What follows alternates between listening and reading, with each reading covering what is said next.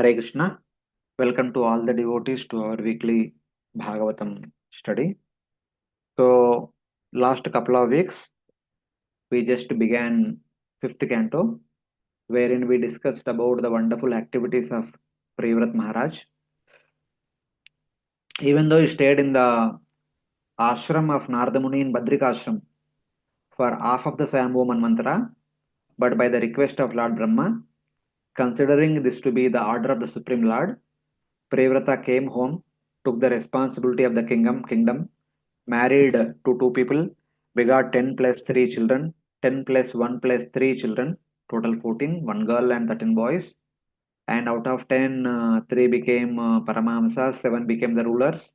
So he divided the property, the entire Bhumandala, to his 7 sons by creating 7 dvipas, which are separated by 7 concentric oceans. So that is one of the thing he did. So his eldest son was Agnidra. So he, with the intention to have a heavenly damsel as his wife, he went to forest to perform tapasya. So being pleased with his tapasya, Lord Brahma sent one of his singers from his court to be the wife of one of his dancers, I suppose, to be the wife of Agnidra, whose grand is one of the great grandson only. So then she came, he married to her, and she gave birth to 9 children, headed by Nabhi, etc. And then she returned. So since he spent good amount of time with her, he could not stay separate from her. He also went to the same abode where that lady is there, Punjalika, or I suppose her name is. So he went there, and then from there he went back home back to Godhead. So her name is Purvachitti. Sorry. So now the Purvachitti's children, out of the 9 children, for his 9 children, he divided the Jambudvipa into 9 divisions and gave them to his 9 sons, naming those divisions with the names of his 9 sons. So the tract of land which was given to Nabhi, it is known as Nabhi Varsha. So he was ruling over Nabhi Varsha. So during his rule, he wanted to have a son. Then, with for that reason, what did he do? How did he attain a son? What kind of son was born to him, and why that person was born to him as his son, etc., will be described in the third chapter.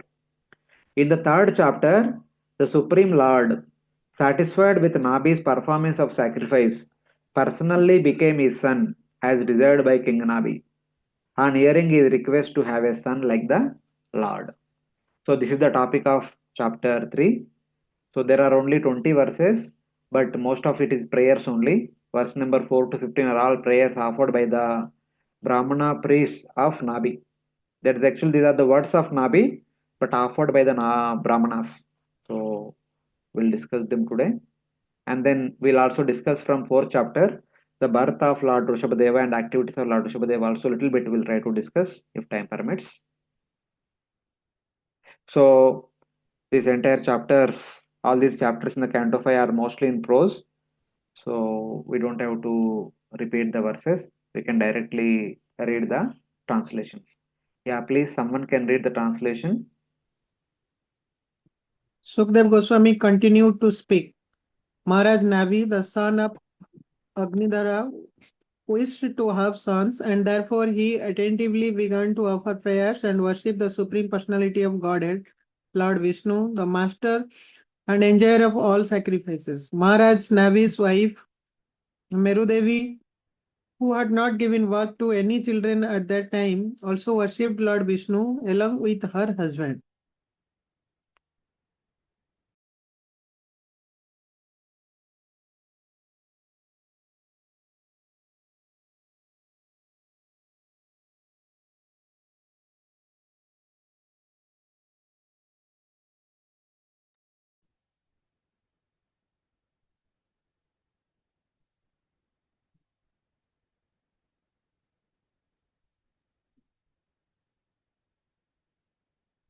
Hare Krishna. Hare Sorry, Krishna. I just received a phone call. Sorry.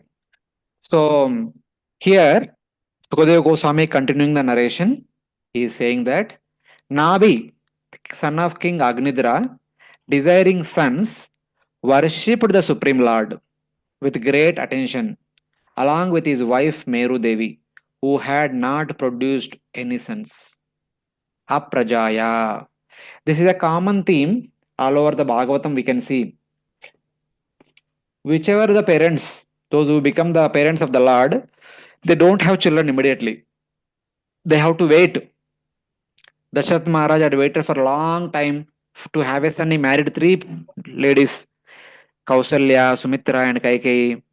Nanda Maharaj, Yashoda, and also waited for a long time. In their old age, they had Lord Krishna as their son. Hmm. And then who else? Even Jagannath Mishra and Sachidevi, they also had to go through a lot of struggle. They have to see the death of many children. And finally, they had Vishwarupa and Chaitanya Mahaprabhu. Just like Devaki Vasudev, they had to go through the death in front of their eyes for six children. Seven children miscarriage what happened. Then eight children child was born. So anywhere throughout the Bhagavatam, when Lord is going to appear as the son of some parents, the parents have to wait. They have to wait. It does not happen just like that. Same way, here Lord appearing as the son of some parents, this is same similar to all of us. Bhakti manifesting in the heart of the practitioner. Here Bhakti means Prema Bhakti. So appearance of Prema Bhakti is similar to the appearance of the Supreme Lord. So a sadhaka also had to go through a lot of struggle. A sadhaka had to wait for long time. Finally, Lord comes. Or Krishna Prema comes. When Krishna Prema comes, everything else is bliss. But for that, one definitely need to work hard. Definitely need to wait for a long time. It is not that easily. The Supreme Lord can give anything easily. But giving himself, he will take some time. So in that way, we can understand this. So they also waited for a long time. Then, so just like Dasharatha Maharaj performed Putrakamishti Yajna, here Nabhi also going to perform a Yajna because he wanted to have a son. So desiring sons, he worshipped the Supreme Lord. So that is being indicated. Nabhi was the first son of King Agnidra, eldest son of King Agnidra. Yeah. Someone read the translation, second verse. In the performance of a sacrifice, there are 7 transcendental means to obtain the mercy of the Supreme Personality of Godhead. 1. By sacrificing valuable things or eatables. 2. By acting in terms of place. 3. By acting in terms of time. 4. By offering hymns. 5. By going through the priest. 6. By offering gifts to the priest. And 7. By observing the regulative principles. However, one cannot always obtain the Supreme Lord through this paraphernalia. Nonetheless, the Lord is affectionate to his devotee. Therefore, when Maharaja Nabhi, who was a devotee, worshipped and offered prayers to the Lord with great faith and devotion and with a pure, uncontaminated mind, superficially performing some yajna in the line of Pravargya, the kind Supreme Personality of Godhead, due to his affection for his devotees, appeared before King Nabhi in his unconquerable and captivating form with 4 hands. In this way, to fulfill the desire of his devotee, the Supreme Personality of Godhead manifested himself in his beautiful body before his devotee. This body pleases the mind and eyes of the devotees. While King Nabhi was performing prescribed duties out of great affection for his devotee, in order to fulfill the desire of his devotee, the Supreme Lord, with beautiful form, who is hard to attain, but attracted to his devotee, showed King Nabhi his attractive, pleasing form, which cannot be brought under control, whose limbs gave, gave bliss to the mind and eyes of Nabhi. He showed himself because of Nabhi's performance of Bhakti Yoga, along with proper ingredients, place, time, mantras, priests, charity, and rules. So the Lord made himself visible to King Nabhi because Nabhi is a great devotee. The Lord was so much pleased with Nabhi, he made himself visible to King Nabhi. He showed his own darshan to King Nabhi. So there are various things about Nabhi are mentioned. The Lord with beautiful limbs revealed himself by the execution of Bhakti along with the seven purificatory ingredients, while Nabhi performed prescribed duties necessary for material enjoyment. So, King Nabhi was performing his prescribed duties, and one of the prescribed duty is yajna. So, indirectly, we can infer that this could be the time period of Treta Yuga. In Treta Yuga, the process of bhakti is the execution of yajna, which is also meant for the prosperity of the entire kingdom also.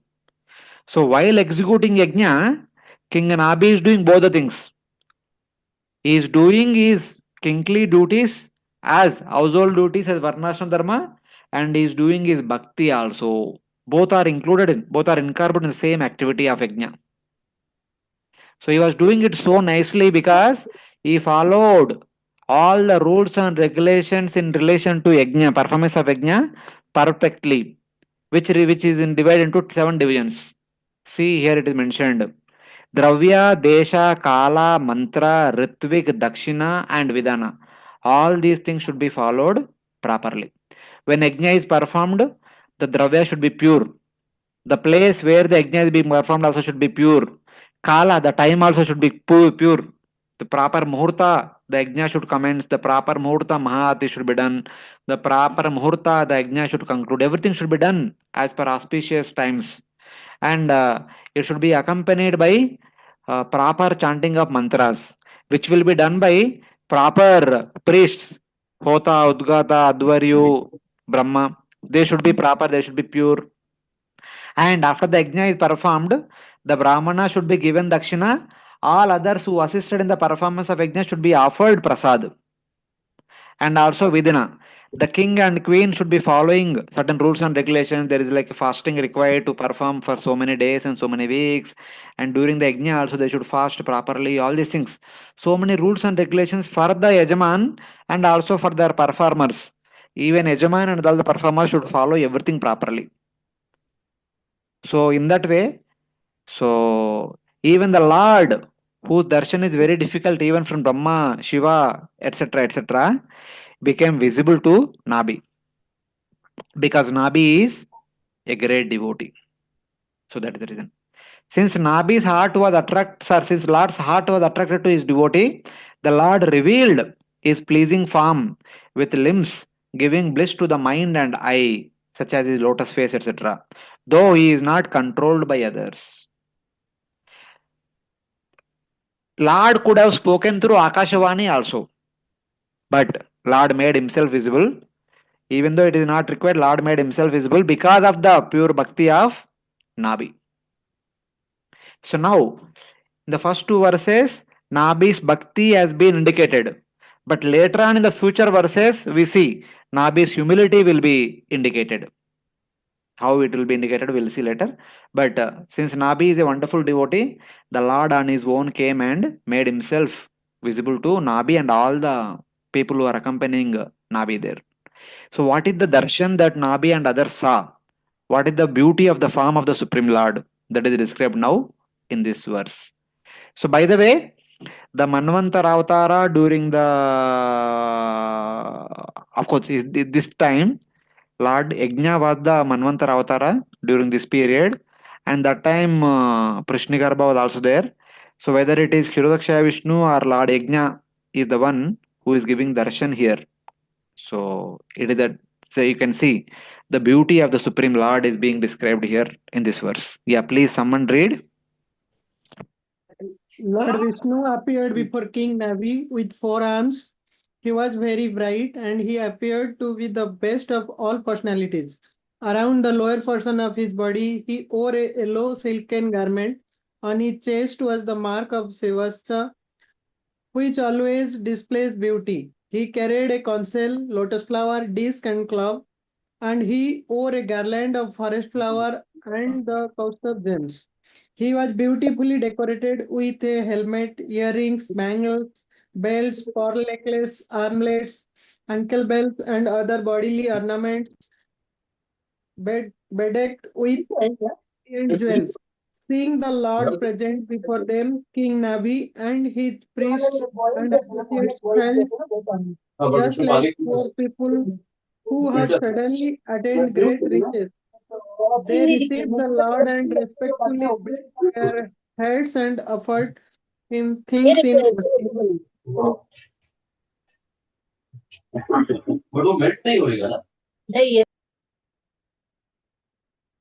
Okay, thank you.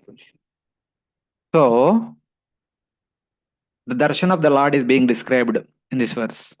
The priests, the assembly, and King Nabi, like poor persons who have obtained the greatest treasure, began worshipping with great reverence by offering suitable ingredients with that brilliant Supreme Lord with four arms, wearing yellow cloth pitambara, marked with shining Srivasta on his chest, holding Shankha Chakra Gada Padma, wearing a garland, Vaijayanti Mala, and Kaustuba jewel, and ornamented with a most radiant crown, earrings, bracelets, belt, necklace, armbands, and ankle belts.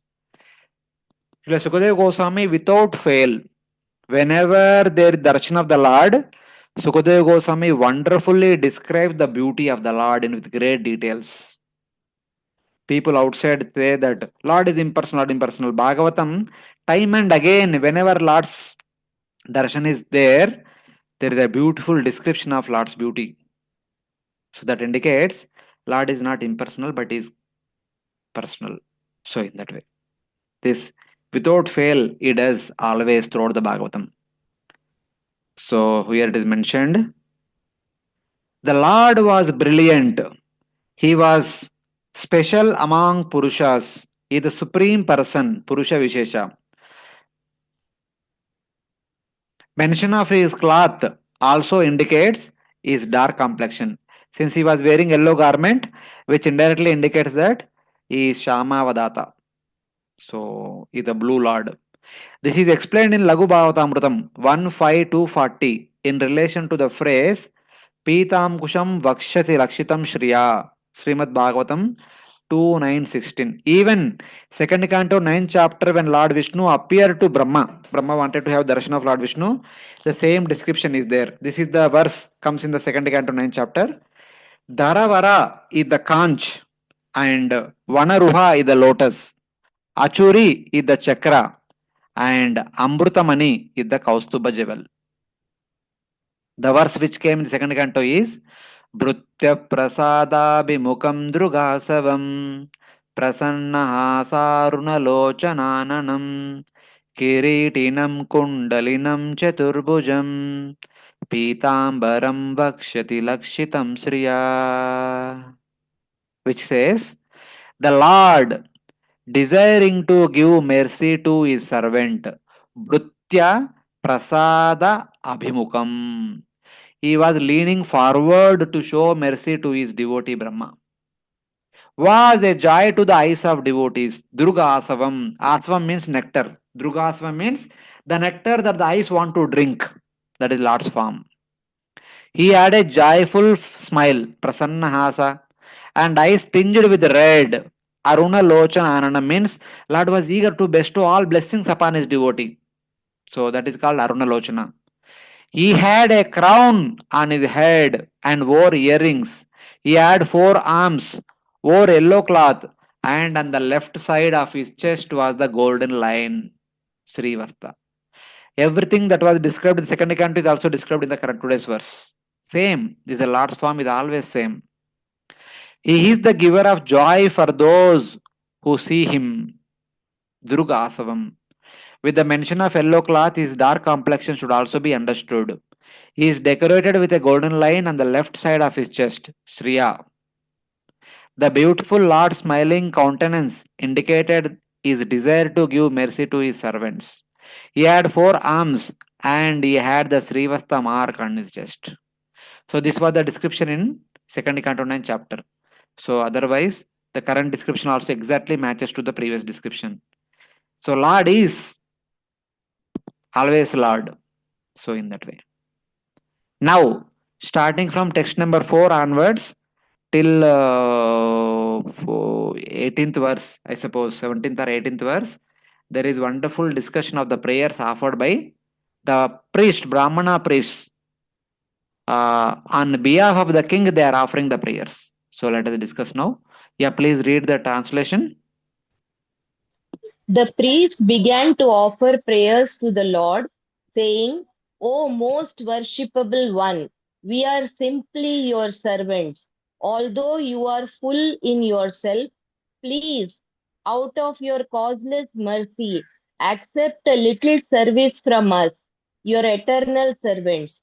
We are not actually aware of your transcendental form, but we can simply offer our respectful obeisances again and again, as instructed by the Vedic literatures and authorized acharyas. Materialistic living entities are very much attracted to the modes of material nature, and therefore they are never perfect. But you are above the jurisdiction of all material conceptions. Your name, form, and qualities are all transcendental and above the conception of experimental knowledge. Indeed, who can conceive of you? In the material world, we can perceive only material names and qualities. We have no other power than to offer our respectful obeisances and prayers unto you, the transcendental person. The chanting of your auspicious transcendental qualities will wipe out the sins of all mankind. That is the most auspicious activity for us, and we can thus partially understand your supernatural position. Hare Krishna.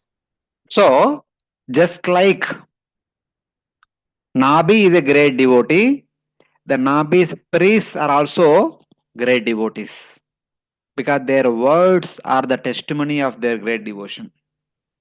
So, let us discuss. The priest said, O most exalted Lord, since we are your followers, you should accept our offerings of repeated respects, following the instructions of great devotees. So, they are saying in the first verse only, please accept our obeisances. That also we have learnt from great devotees. We ourselves are not devotees, but the great devotees always said that whenever Lord comes, offer obeisances, offer respects. So, we are requesting you to accept our respects.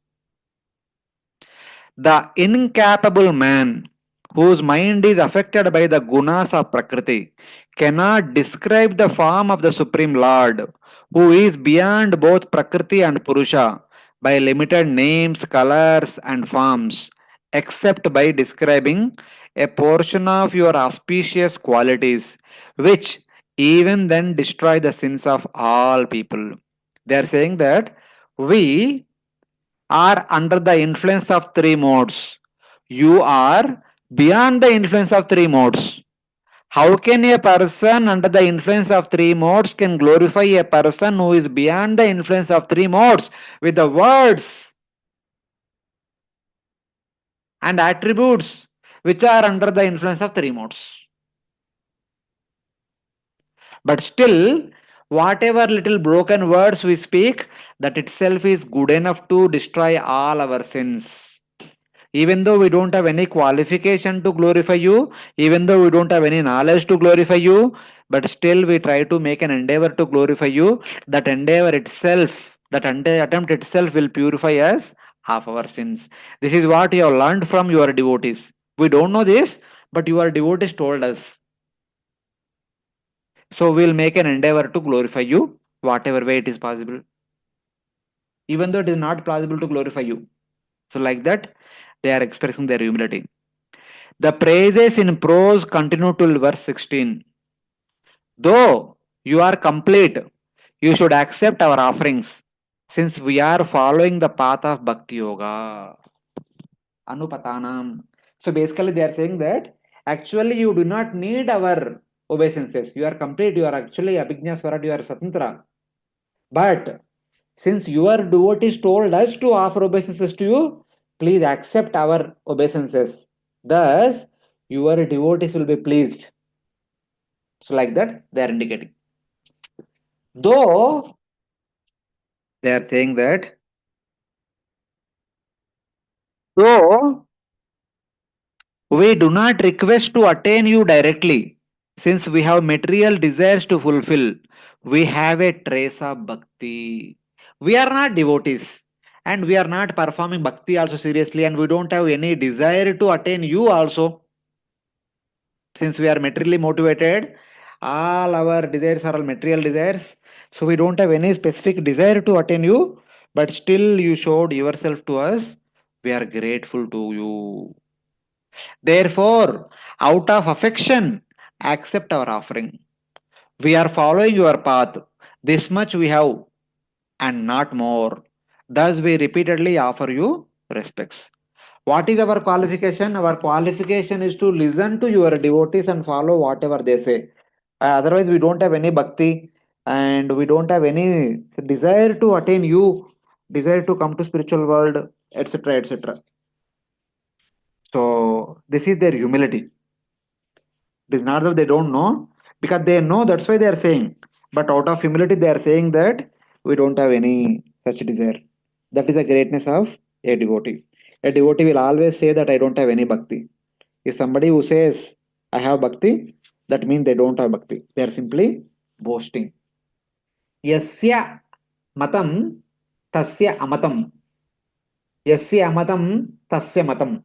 There is one verse, one phrase. This is the Shruti mantra, comes in the second canto. Those who say that I know the Lord, they don't know the Lord actually.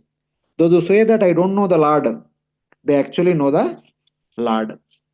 So this is like devotees out of humility always say that they don't have bhakti, they don't know the Lord, they don't know anything. That is because they know something, that's why they are saying they don't know.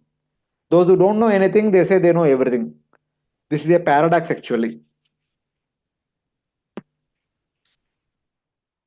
So, but in any case, since your devotees told us to offer obeisances, we are offering obeisances. Please accept, please accept. Just like Raghunandan, the father told, I am going out, you please offer boga to the Lord and Lord will eat. That's what he said, and he went. So Raghunandan is small boy, he offered the boga to the Lord and Lord is not eating. He began to cry. My father told me to offer boga and he told me that you will eat, but you are not eating. What is this? If you don't eat, when my father will come back, he will scold me, he will beat me. So please come and eat, please come and eat, like that. He was crying. So as a result, our Lord ate the prasadam, the boga offered by the Raghunandan completely. So in that way. Now they further say, this has been taught by the devotees to us. We do not know the method of worship and glorification. We don't know anything. Whatever your devotees are teaching us, we are trying to follow exactly. That is only our qualification. Then Lord says, but you are my learned devotees. You know everything. Why do you hesitate to praise me? So Lord says, no, no, not like that. You are also wonderful devotees. You know everything. Why are you hesitating to offer me prayers? Then they say that in the material world, there are praises making comparisons between your face and the moon. They will in the material world, Lord's beauty is glorified in comparison to the things which are beautiful in the material world. Lord's face is glorified with the beauty of the moon. But who can describe your form by using material words, mentioning color like the sapphire and forms which are blackish? So Lord is as blackish as the newly formed monsoon cloud. His color is like the sapphire. Like that we glorify. But real beauty we cannot glorify. What then to speak of actually making verses of praise from these material components?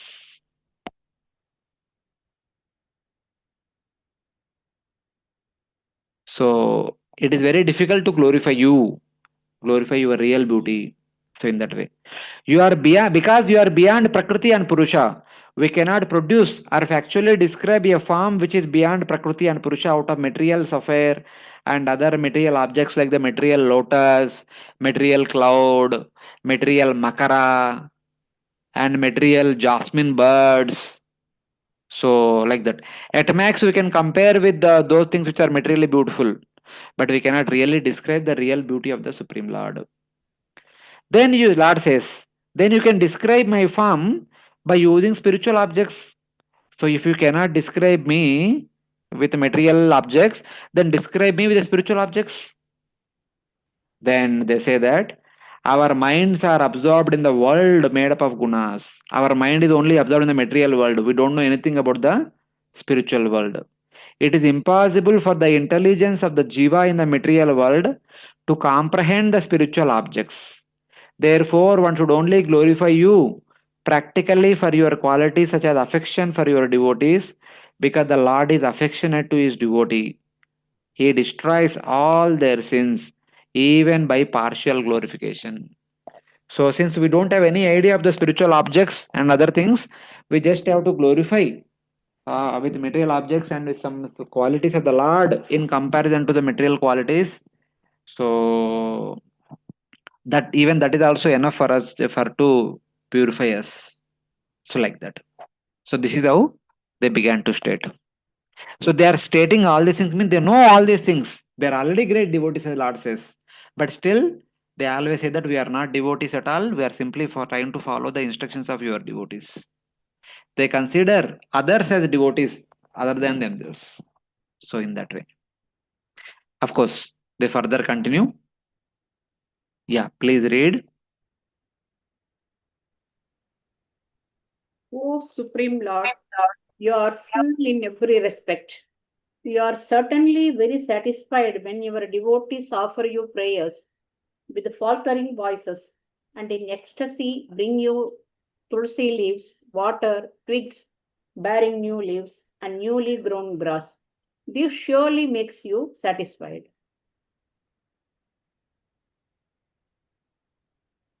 Here they say, O Lord, you are satisfied by worship using prayers uttered with choked voice, composed by your devotees with attachment and using water, tulsi birds, durva grass, and birds. Patram pushpam palam toyam. You are satisfied with these things also. So, in that way. O Lord, you are satisfied by worship using water, branches of tulsi, sprouts of durva grass, and prayers offered with choked voice produced out of attachment by your devotees. Even though we don't know how to offer proper prayers, whatever little prayers we offer, we have heard from your devotees that you are satisfied even by simple things like little water, little tulsi branches of tulsi, like tulsi manjaris and with tulsi leaves, branches of tulsi, and sprouts of durva grass, and of broken the prayers of broken words. You are completely satisfied with that, and we are also trying to make an endeavor like that. So then, next verse. We have engaged in your worship with many things and have offered sacrifices unto you. But we think that there is no need for so many arrangements to please your lordship. Because they've just completed the yajna, huge yajna, because the king is performing, he must have done with large of elaborate arrangements. Even though you are satisfied with small things, but we have made a big arrangement. We see that you do not have any use for our elaborate arrangements. We do not have devotion. How then can you be satisfied? We see that you have no use for the worship, for this worship of many parts. Again, they are expressing their humility. If a devotee offers small things are also, that is fully satisfying you. Since we are not devotees and we are proud of our material possessions and we have made elaborate arrangements, big yajna we performed. But anyway, you do not need all these things. This is just to show off our pride, our arrogance. That is our conditioning. Like that, they are expressing their humility more and more. Okay, further. So in the next verse, the eighth verse, so they give the reason. So why they are saying like that? The reason is mentioned. All of life's goals and opulences are directly, self-sufficiently, unceasingly, and unlimitedly increasing in you at every moment. Indeed, your unlimited enjoyment and blissful existence itself. As far as we are concerned, O Lord, we are always after material enjoyment. You do not need all these sacrificial arrangements, but they are meant for us so that we may be benedicted by your Lordship. All these sacrifices are performed for your fruitive results, and they are not actually needed by you.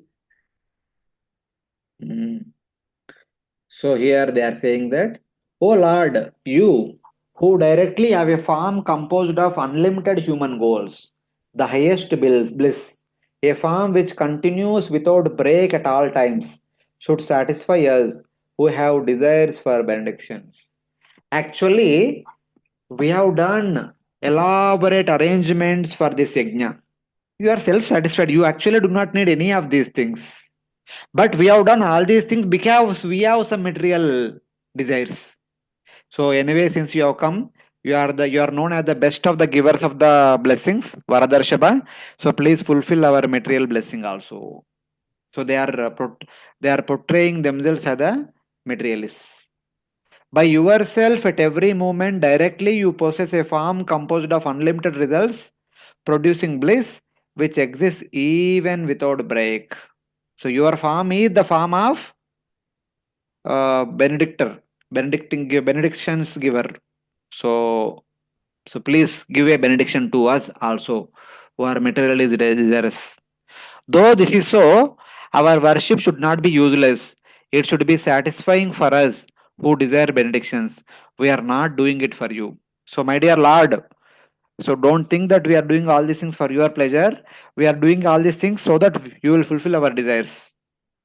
So, they are presenting themselves as a strict materialist. Previously, they said we are not devotees. Now they are asserting that we are materialists. We have made elaborate arrangement. Even though when your devotees offer small things, you are completely satisfied. Since we have material desires, we have done elaborate arrangement. May you be pleased with that arrangement and may you fulfill our desires.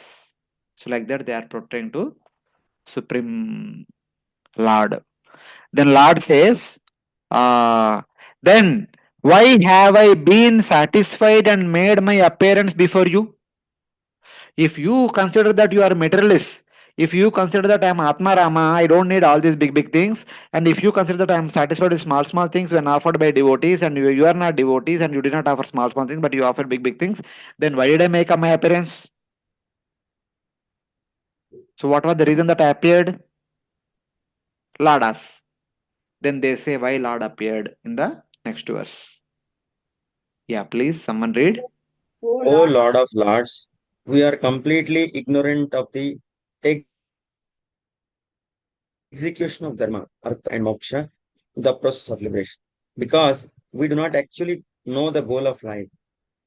You have appeared personally before us like a person soliciting worship, but actually you are present here, but just so we can see you. You have come out of your abundant and causeless mercy in order to serve our purpose, our interest, and give us the benefit of your personal glory called Apavarga liberation. You have come, although you are not properly worshipped by us due to our ignorance. Therefore, just as a wise person appears before ignorant people, you, the person superior to all great persons, out of your causeless mercy, to give liberation in the form of realization of your glories, and all other benedictions as well, have appeared here, though not worshipped properly by us. You have appeared like a person curious to see the sacrifice. So they nicely say that uh, there is not necessary for you to appear, but you just appeared as a out of curiosity. ये क्या कर रहे देखते एक बार, like that you have come. So in that way, just as a person in knowledge appears before those who are ignorant, though he has not been called or worshipped, in order to deliver them His mercy. You also superior to all great persons, out of great causeless mercy, to give liberation in the form of realization of your glories, and as well all desired objects have appeared here, not from being worshipped by us, since we do not have bhakti. Why Lord appeared for two reasons. One is, somehow or other we are following your devotees, and your devotees have complete faith upon you. We do not have complete faith upon you. Since to increase our faith, or since to make our faith strong that you really exist, you showed yourself to us. This is the first reason. The second reason, anyway, we have some material desires. Since we are worshipping you for fulfilling those material desires, you made yourself visible to fulfill our material desires. So you did not appear because of our bhakti, because anyway we are not devotees, our bhakti is not also proper, but you appeared out of your own causeless mercy to fulfill our desires, as well as to make that you do really exist, to give us the realization about Lord's existence. You made yourself visible. So in that way. And also, since ignorant people are trying to play with castle, just let me go and teach them what to do, how to do properly. That could be a third reason. For this, you came. Like that they are saying. Then Lord says, but in any case, I Hare have Krishna, come. can't hear. Sorry. In any case, I have appeared, and you also have a desire to fulfill. So let me know what is your desire. Please ask for a benediction. So like that, Lord is saying. Hare Krishna, Prabhuji. Prabhuji. Yes, Prabhuji.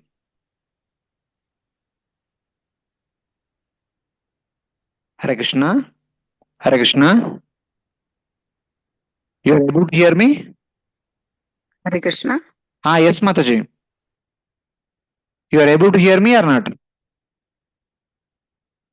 Hare Krishna.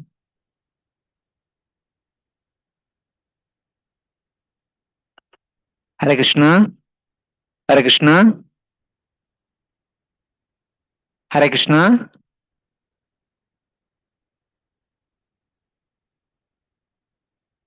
Devotees are able to hear me? Hare Krishna.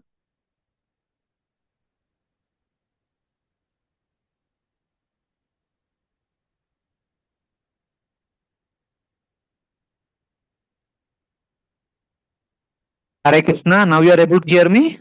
Yes, Prabhuji, Hare Krishna. Yes, yes, Oh, Prabhuji. okay. Some internet issue, sorry. So they said, first of all, you appeared because since we are following your devotees who had complete faith upon you, and since we do not have faith upon you, to make that you really exist, this is you, to give us the realization about yourself, you gave your audience to us, so that our faith can become strong.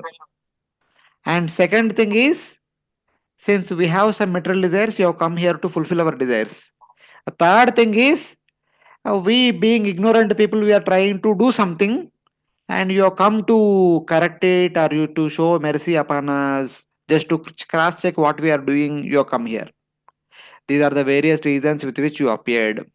That's what they indicated. But then Lord says, but anyway, it doesn't matter. I have come, and you also wanted to fulfill one desire. Please ask what you want me to fulfill. So please ask for a benediction. Lord says. Now they will ask for benediction. Yes, please read 10th translation.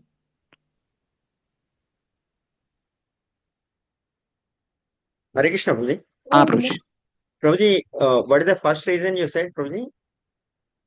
First reason is to make, to give the realization of the Lord, to give liberation, the form of realization of your glories. See, we are trying to follow in the footsteps of your devotees who had complete faith upon you. Our faith is very fickle. To strengthen our faith, you made yourself visible to show that yes, indeed the Lord exists.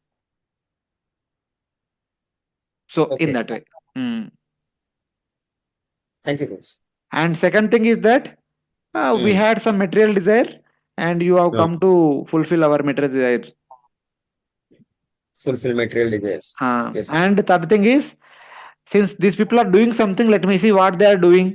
Out of curiosity, out of curiosity, you came to cross check what we are doing. So these are the various reasons they said. Oh. So the Lord said, okay, whatever it may be, you said you have some material desire. So what is that? I am here to fulfill that desire. Now they say, yeah, please read. O most worshipable of all, you are the best of all benefactors, and your appearance at saintly King Nabhis' sacrificial arena is meant for our benediction. Because you have been seen by us, you have bestowed upon us the most valuable benediction. O worshipful Lord, though that you, the best giver of benedictions, Varadarshava, appeared as the object of our vision in the king's sacrifice, that was our benediction. Oh, my dear Lord, even though we had some other material desires, but after seeing you, what else we can ask for? There is nothing that is comparable to your darshan. After having your darshan, what can we ask for? Anything else? No. Now we don't want to ask for anything else. Though in the beginning we had some, actually they don't have any material desire. They're simply portraying as if they have material desires. That is out of the humility they are saying like that. But now they say that since we had your darshan, we don't want anything else. O most worshipful Lord, you have become the object of vision for your devotees when you appeared in the sacrifice performed by the king. That itself is the greatest benediction. अभी और कुछ नहीं चाहिए, इतना काफी है. वरम वराय भद्रम ते वरेशम माभिवांचितम ब्रह्मन् श्रेयम परिश्रामा पुंसो मद्दर्शनावधि. These are the words spoken by Lord Vishnu to Brahma. Second canto. This verse is from second canto. Lord says, so, O Brahma, Lord is speaking to Brahma. He says, O Brahma, please ask your desired benediction from me, who can award all benedictions. Varam varaya badram te varesham mahavivanchitam. Varesham means I am the Lord of the giver of benedictions. So in that way. Endeavors in the process of bhakti end in seeing me. Maddarshana paramavadi. Lord says, all endeavors a devotee go through in one's lifespan, they attain perfection, they attain success when a devotee sees the Lord. Seeing the Lord is the ultimate goal of all one's endeavor. So after seeing the Lord, one attained perfection. So what else one want more than that? Mad darshana paramavadi. The farthest end is having darshan of the Lord. There is nothing beyond that. So in that way, endeavors for gaining results from the best process bhakti, hearing, consisting of hearing and chanting, etc., culminate in seeing me. This is because my devotees do not accept any results other than seeing me. There, Lord is indicating that my devotees only want my darshan.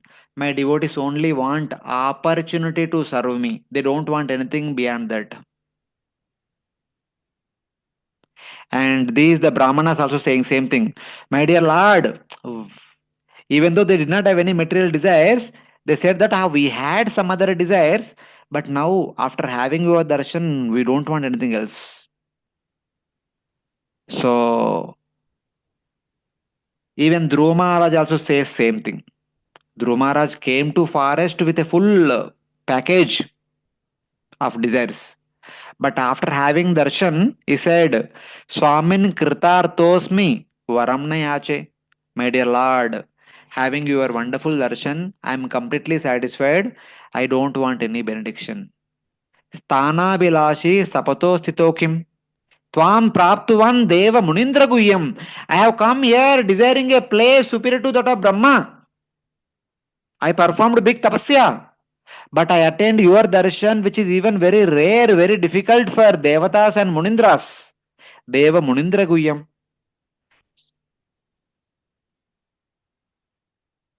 Kachan within one Apidivya Ratnam. I was looking for the broken piece of the glass, but I got Apidivya Ratnam.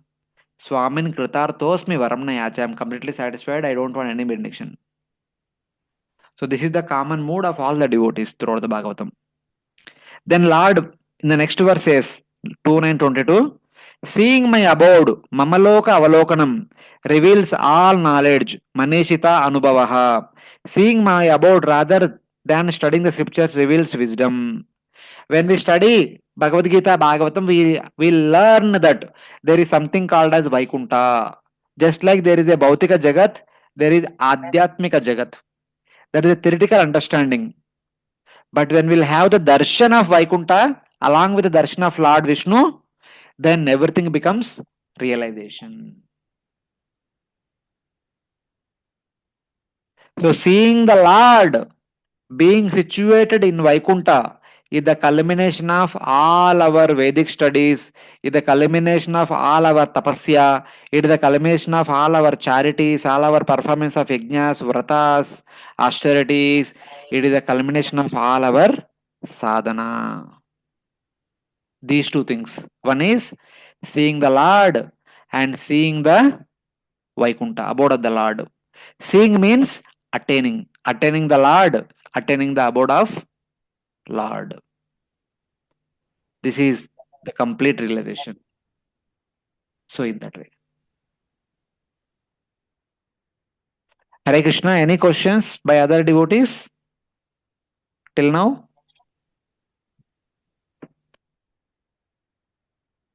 No, Prabhuji. Okay. Fine. And they Hare said, Krishna, Prabhuji. yes, Prabhuji. Prabhuji, Prabhuji, here King Nabi कुछ बोल नहीं रहा है, केवल ब्राह्मणास उसका कुछ reason है प्रभु? That is his humility, not to speak anything. He is requesting all the brahmanas to speak on his behalf. Out of humility only, na? Out of humility only. Okay. So in that way. Okay. Someone please read the next translation. Dear Lord, all the great sages who are thoughtful and saintly persons incessantly recount your spiritual qualities. These sages have already burned up all the unlimited dirty things and by the fire of knowledge, strengthened their detachment from the material world. Thus, they have attained your qualities and are self-satisfied. Yet, even for those who feel spiritual bliss in chanting your attributes, your personal presence is very rare.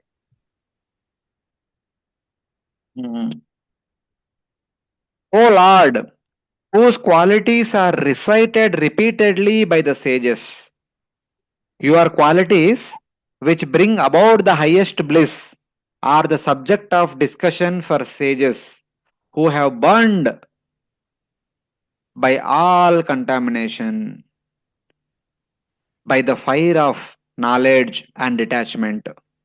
By their jnana and vairagya, they have burned up all their contaminations and they are completely pure. Their only activity in their life is to glorify your wonderful qualities. And who find enjoyment in you through their individual moods of love directed to you. Their only activity is to glorify you. Their only satisfaction is in rendering service to you. That's all.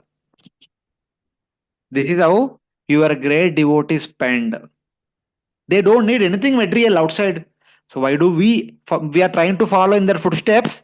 Then why do we ask for any material benediction? So we also don't want anything. So in that way. Foolish persons think that they should pray for things other than seeing you. Though seeing you is very rare. People go to Lord and they ask, my dear Lord, give me this, give me that, give me this. And while asking, they close their eyes. When they go all the way all to the Lord, it is instead of seeing the Lord, they close their eyes and ask, my dear Lord, I want this, I want this, I want this, I want this. So they are criticizing such a person is actually a foolish person.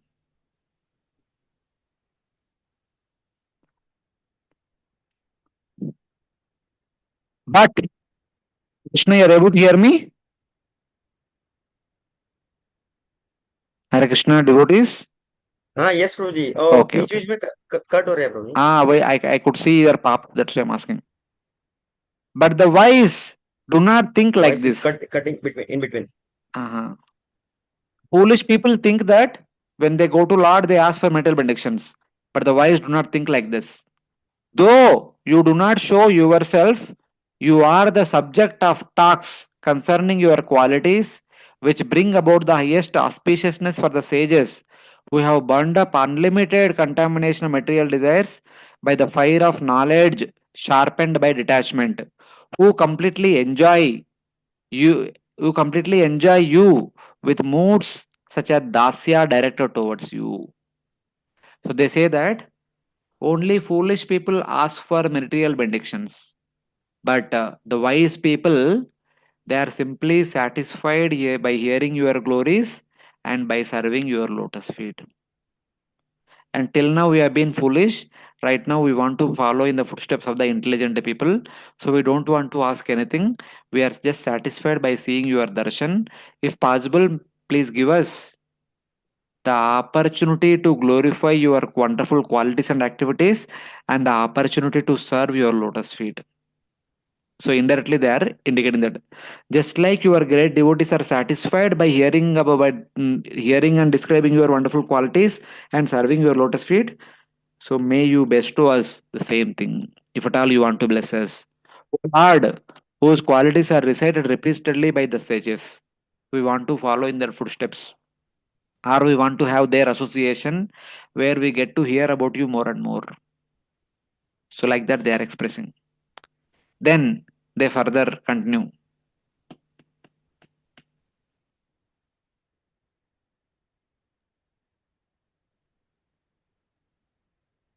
Dear Lord, we may not be able to remember your name, form, and qualities due to stumbling, hunger, falling down, yawning, or being in a miserable diseased condition at the time of death when there is a high fever. We therefore pray unto you, O Lord, for you are very affectionate to your devotees. Please help us remembering you and utter your holy names, attributes, and activities which can dispel all the reactions of our sinful lives. Hmm. So they are expressing their desire, what is there in their heart. May we somehow or other chant your names, describe your qualities, okay, which destroy all sins at the time of death. Jvara, Marana, Dashayam. Jvara is old age, Marana is death. In order to help us remember you, who are unable to remember you, while stumbling, suffering hunger, falling down, yawning, or suffering calamity. So, my dear Lord, we don't know how we are going to have our death. Our death can come either while stumbling, or suffering hunger due to lack of food, or by falling down from the cliff, or by yawning also we may die sometimes, or by suffering some natural calamity also we may die. In these conditions, it is sure that we will not be able to remember you. But may you bless us that even in those conditions also, even otherwise, and even in those conditions also, please bless us that we shall remember you at the time of our death. Because your devotees told us that Antakalecha Mameva Smaran Muktva Kalevaram. Those who remember the Lord at the time of death, they will go to spiritual world. We want to go to spiritual world. Please help us remember you at the time of death. हम इसके अलावा कुछ नहीं पूछेंगे. हमको इतना ही चाहिए, बस इतना दे दीजिए और कुछ नहीं. Something like that. Even if we have unsteady, dull minds, let us think of you. so that persons like us who cannot remember you may remember you. May your names be available to us. So please bless us that we shall be able to remember you, we shall be able to chant your holy names at the time of death. The death can come in any way. This is the only desire of ours. So, like that, they are kind of expressing their uh, desire. But they say that, however, though it is improper to ask, we ask you because it is necessary. All these things, and we are not sure whether to ask or not, and we also want to ask something more, whether this we are supposed to ask you or not, we don't know. But anyway, since you said ask for a benediction, we are asking. So this is also out of their humility. So that is being said in the next verse. So we are not sure whether we can ask like this or not, but still we are asking you out of shamelessness. So like that they are saying. Okay, please read. Dear Lord, here is the great King Nabi, whose unlimited goal in life is to have son like you. Your Lordship, his position is like that of a person approaching a very rich man and begging for a little grain. Maharaj Nabi is so desirous of having a son that he is worshipping you for a son. Although you can offer him any exalted position, including elevation to the heavenly planet or liberation back to Godhead. Externally, they appear to be derogative way. They are actually undermining the king's desire. But actually, what king is asking is the best, the topmost desire.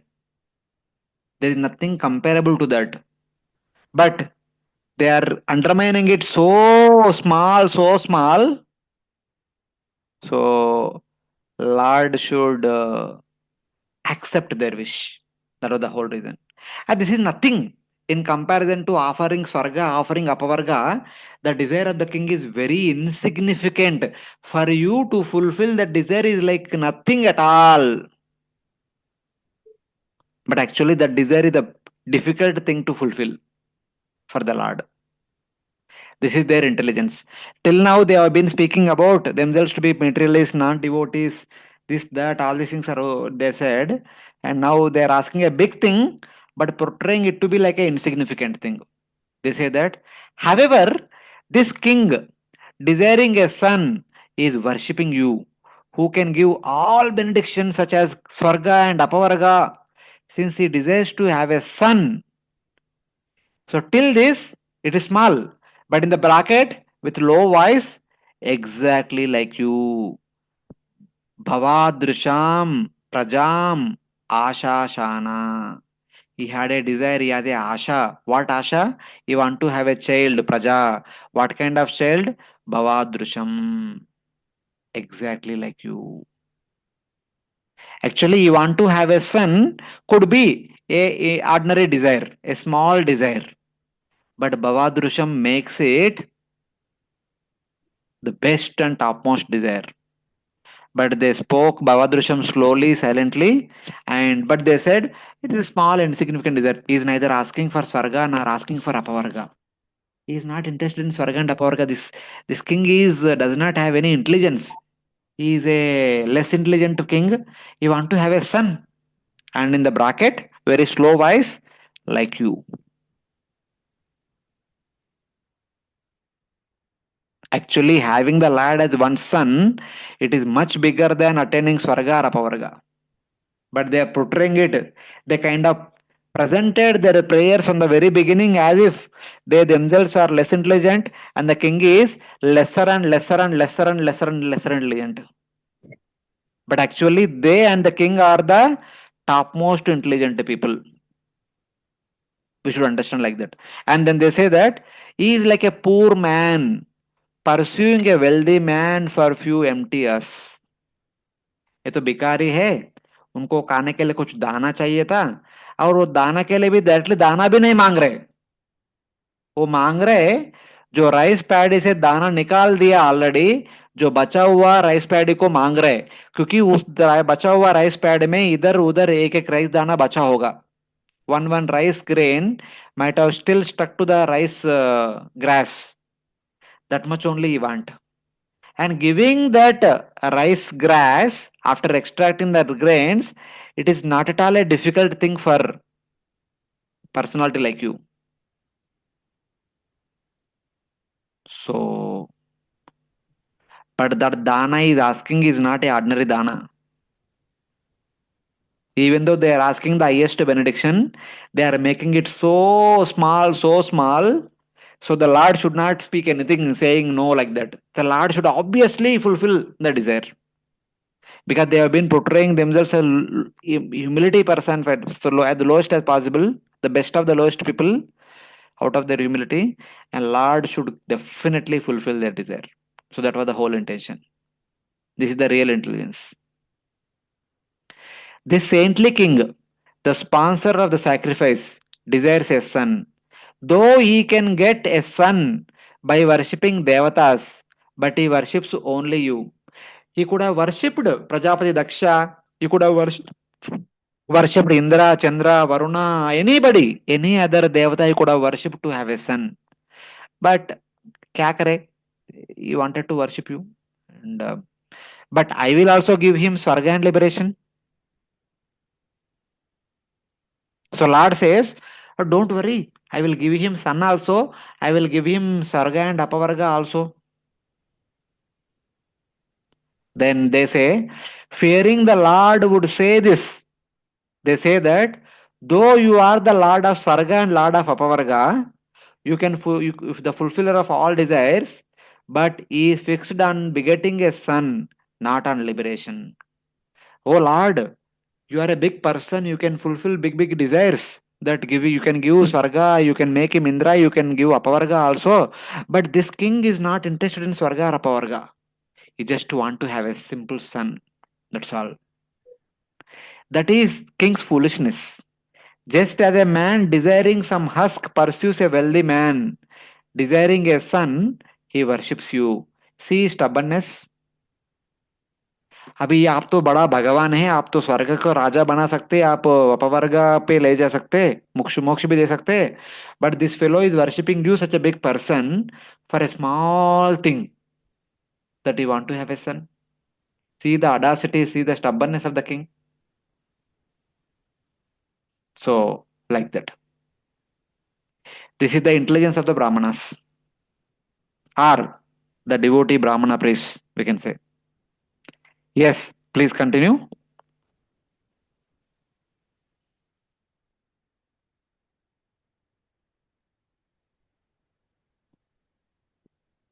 Dear Lord, unless one worships the lotus feet of great devotees, one will be conquered by the illusory energy and his intelligence will be bewildered. Indeed, who has not been carried away by the waves of material enjoyment, which are like poison? Your illusory energy is unconquerable. No one can see the path of this material energy or tell how it is working. So now they say this king does not know what to ask and what not to ask. You are such a big lord and he does not know what to ask from you. That is because he is bewildered by your maya. That's why after approaching you who can award Sarga and Apavarga, he is asking for a son. That is because of the bewildering potency of your maya only. Like that they are saying. You are free of maya.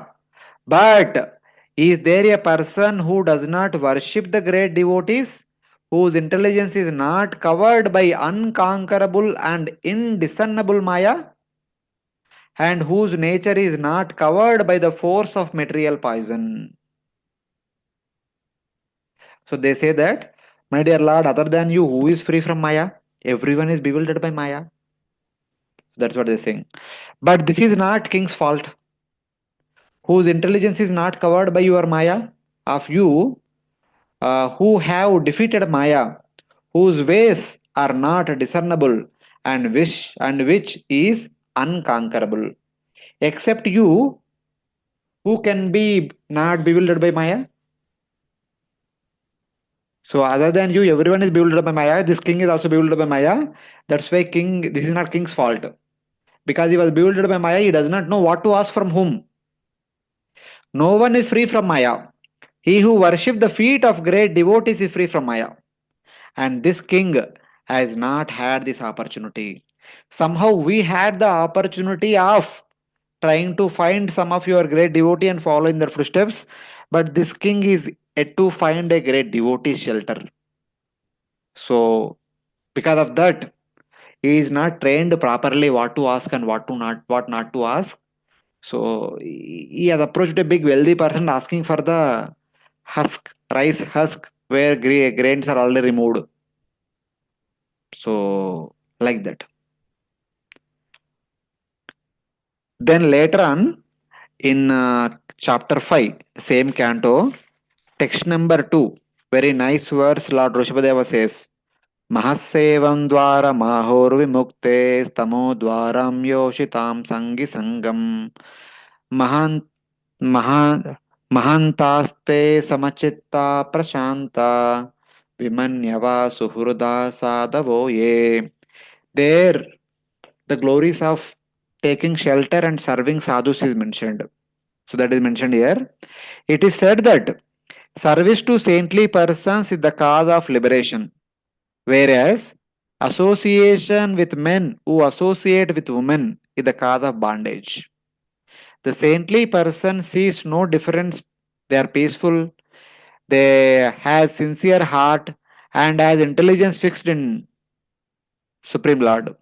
They are devoid of anger, they are friendly to all beings, and they do not see faults in others. These are some of the important qualities of the saintly people.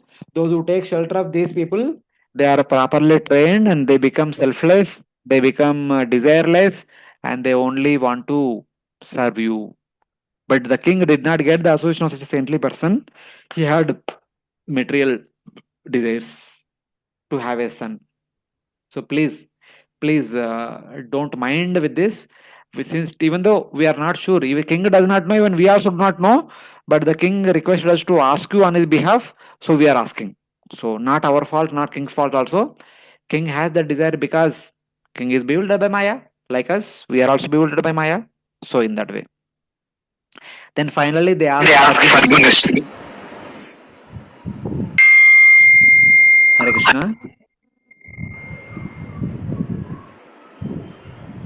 Asking pardon for their offense of asking for a marital benediction, they conclude their praises of the Lord.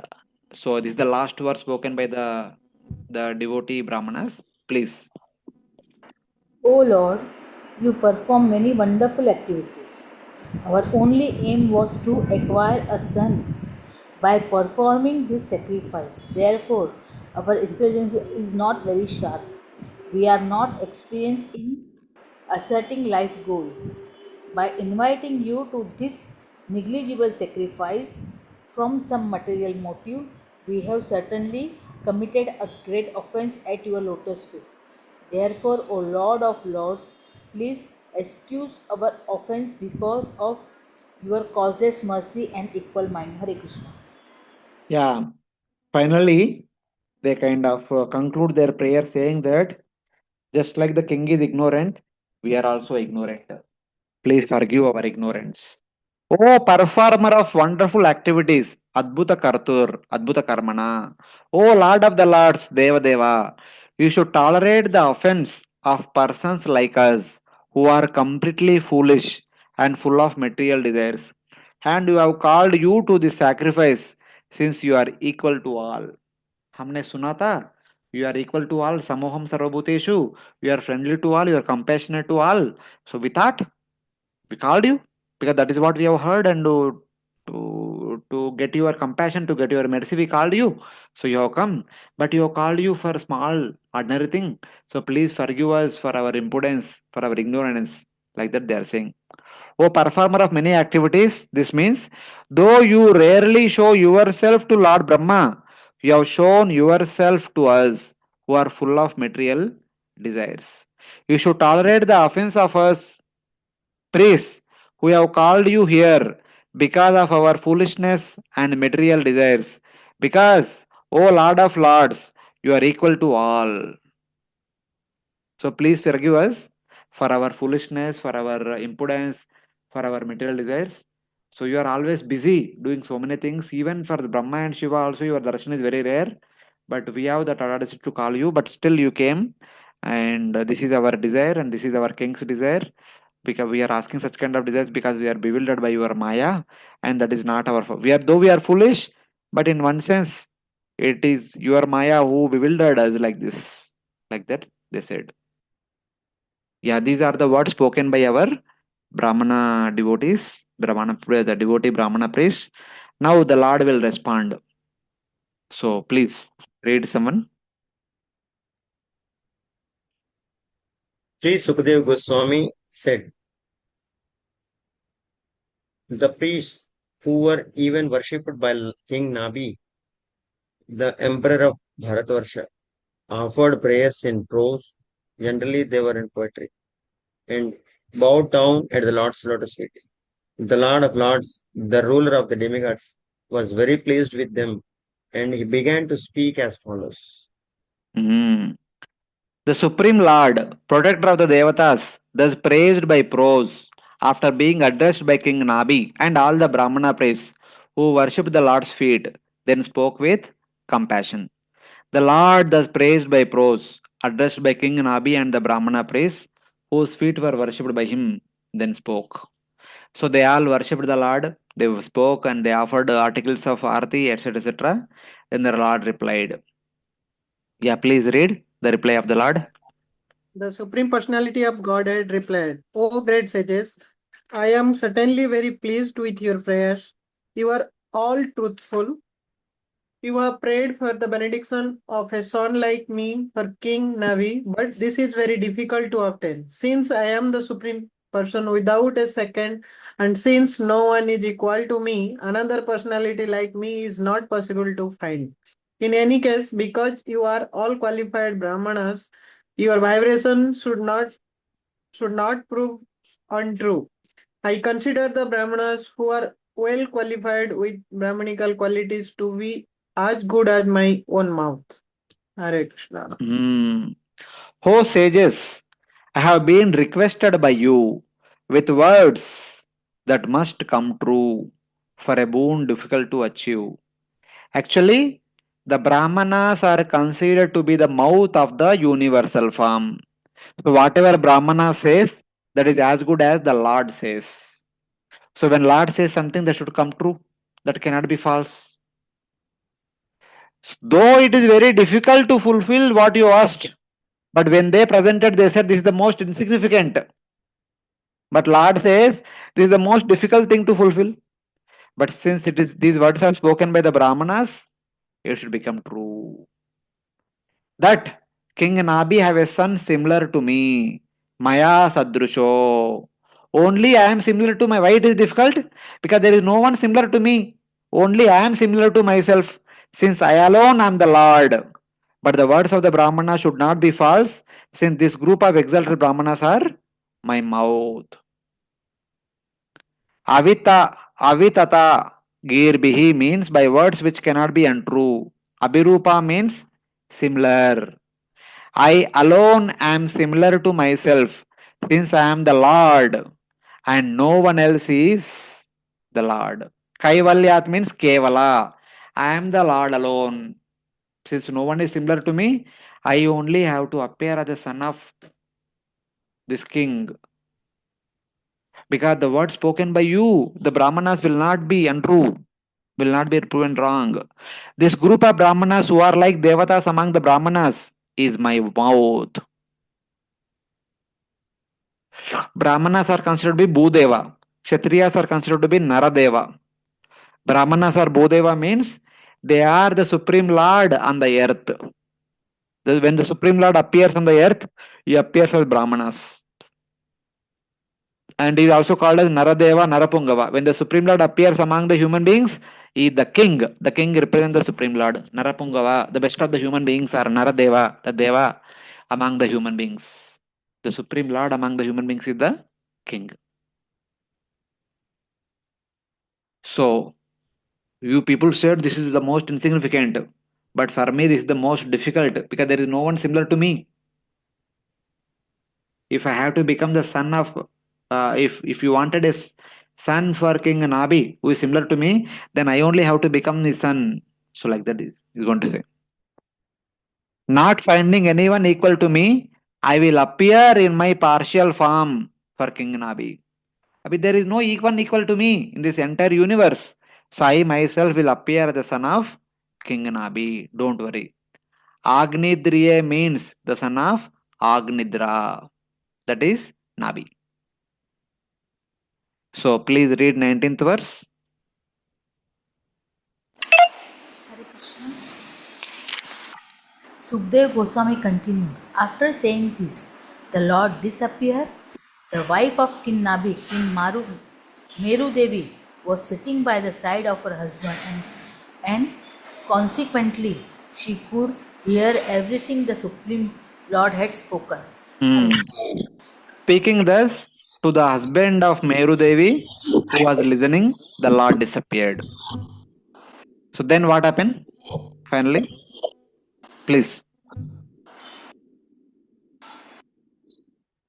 O Vishnu, the personality of Godhead was pleased by the great sages at the sacrifice. Consequently, the Lord decided to personally exhibit the method of executing religious principle as observed by brahmacharis, sannyasis, vanaprastha and grihasthas engaged in rituals, and also satisfied Maharaj Nabhis desire.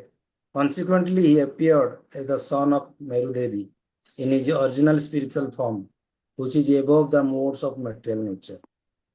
Hare Krishna. So, Lord desired to appear the son of Nabi. Of course, Lord has multiple purposes, not only because Nabi wanted a son, Lord also personally want to accomplish something more. So, to fulfill both the things, Lord appeared now. O King Parikshit, satisfied with the great sages, all the Brahmanas, the Brahmana priests, wanting to please King Nabi. So Lord was very much satisfied with the great sages because they said, my dear Lord, you become the son of Nabi, because their word should not be proven wrong. Lord appeared. And King Nabi himself wanted to have the Lord as his son. So that also second reason. The third reason is, and desiring to show the path of the naked performers of austerity. The third one, desiring to show the path of the naked performers of austerity. Dharman darshayitum kamaha vatarashanam shramananam. Vatarasanam shramananam. Shramananam means those who are performing austerities. Vatarasanam means those who are wearing wind at the clothes. Vata means wind. Rasananam means clothing. They are wearing the wind at the clothing. And the dharma of such kind of people, in order to show to the world, Lord appeared. Who follow the scriptures and remain celibate. They also follow the scriptures. Rishinam, Urdhva, Mantinam. They are called Urdhva celibate.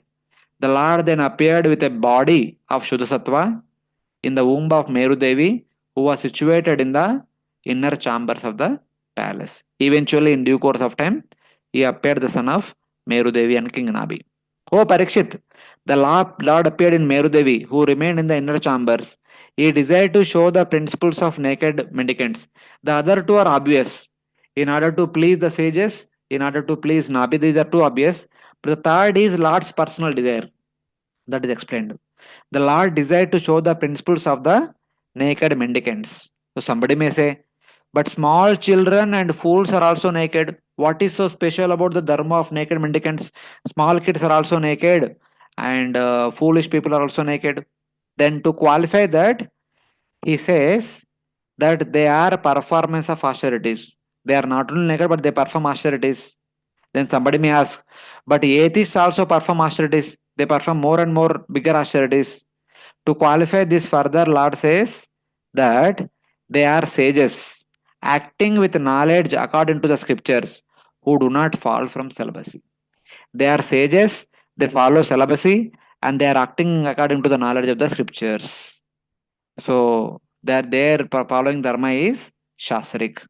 The Lord would appear with the body made up of Shuddha Sattva Shuklaya. So, this is how the Lord appeared through Meru Devi in her womb. Any questions till now?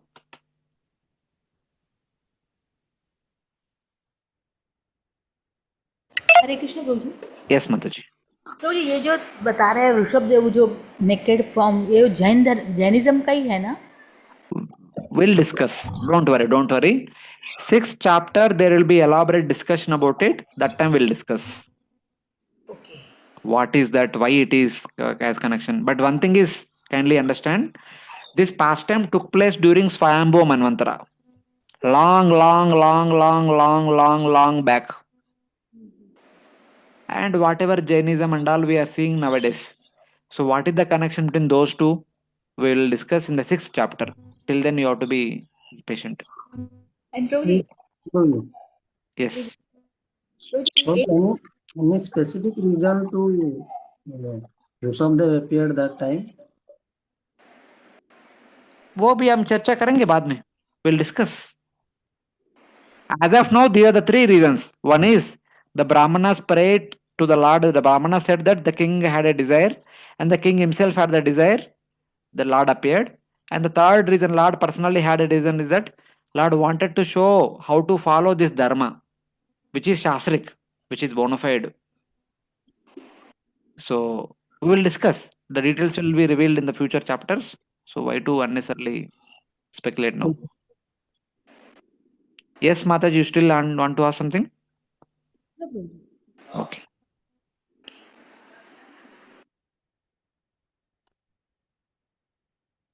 Hare Krishna, you're able to see the slides? No, Prabhuji. Okay. Slides I made bigger. Share. Okay. Now you should be able to see.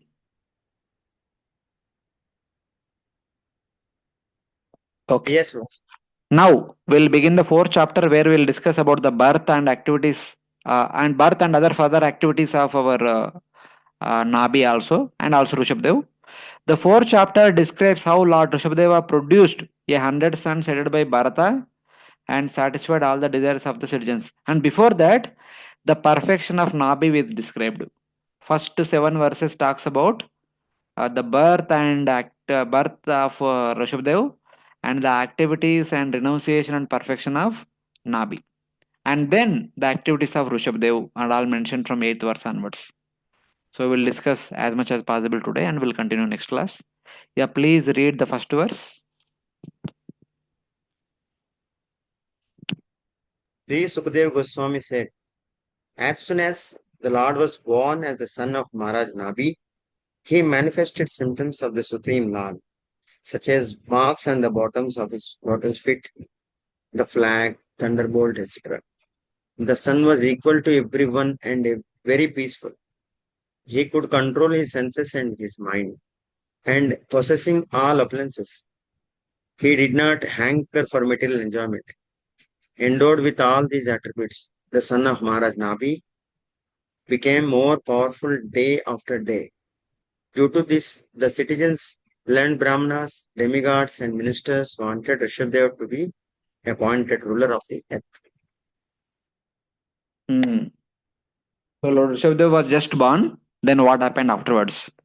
The ministers, citizens, brahmanas, and devatas greatly desired that this son, who displayed the qualities of the Supreme Lord when he was born, who increased day by day in great qualities, powers, detachment, sense control, and equal vision, rule the earth. Because everyone knows this is an open secret. The yajna is happening in front of everyone only the Brahmana priest, the devotee Brahmana priest requested the Lord that this devotee wanted a person, a son similar to you, and Lord also agreed upon, since there is no one similar to me, I will only appear in my partial expansion. So every citizen knew that it is the Supreme Lord who appeared in the family of Nabi. So the child was born, child was rising, and while rising, he also manifested wonderful qualities like prowess, detachment, sense control, equal vision. All these things he was displaying, even as a great small child also. Then everyone desired that may this child become our ruler very quickly. Everyone wanted Rushabhadeva to be their king as quickly as possible. That's how he attracted everyone. So in that way. Yeah, next verse.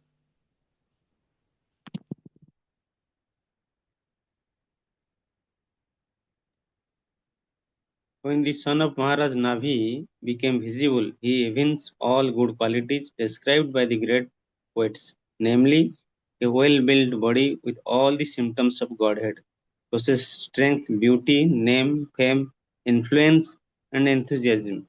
When the father Maharaj Nabhi saw all these qualities, he thought his son to be the best of human beings, or the supreme being.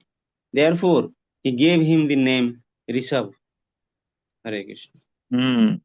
Because of his excellent body, praised by many poets, his mental and physical strength, his beauty, his fame, his influence, and his courage.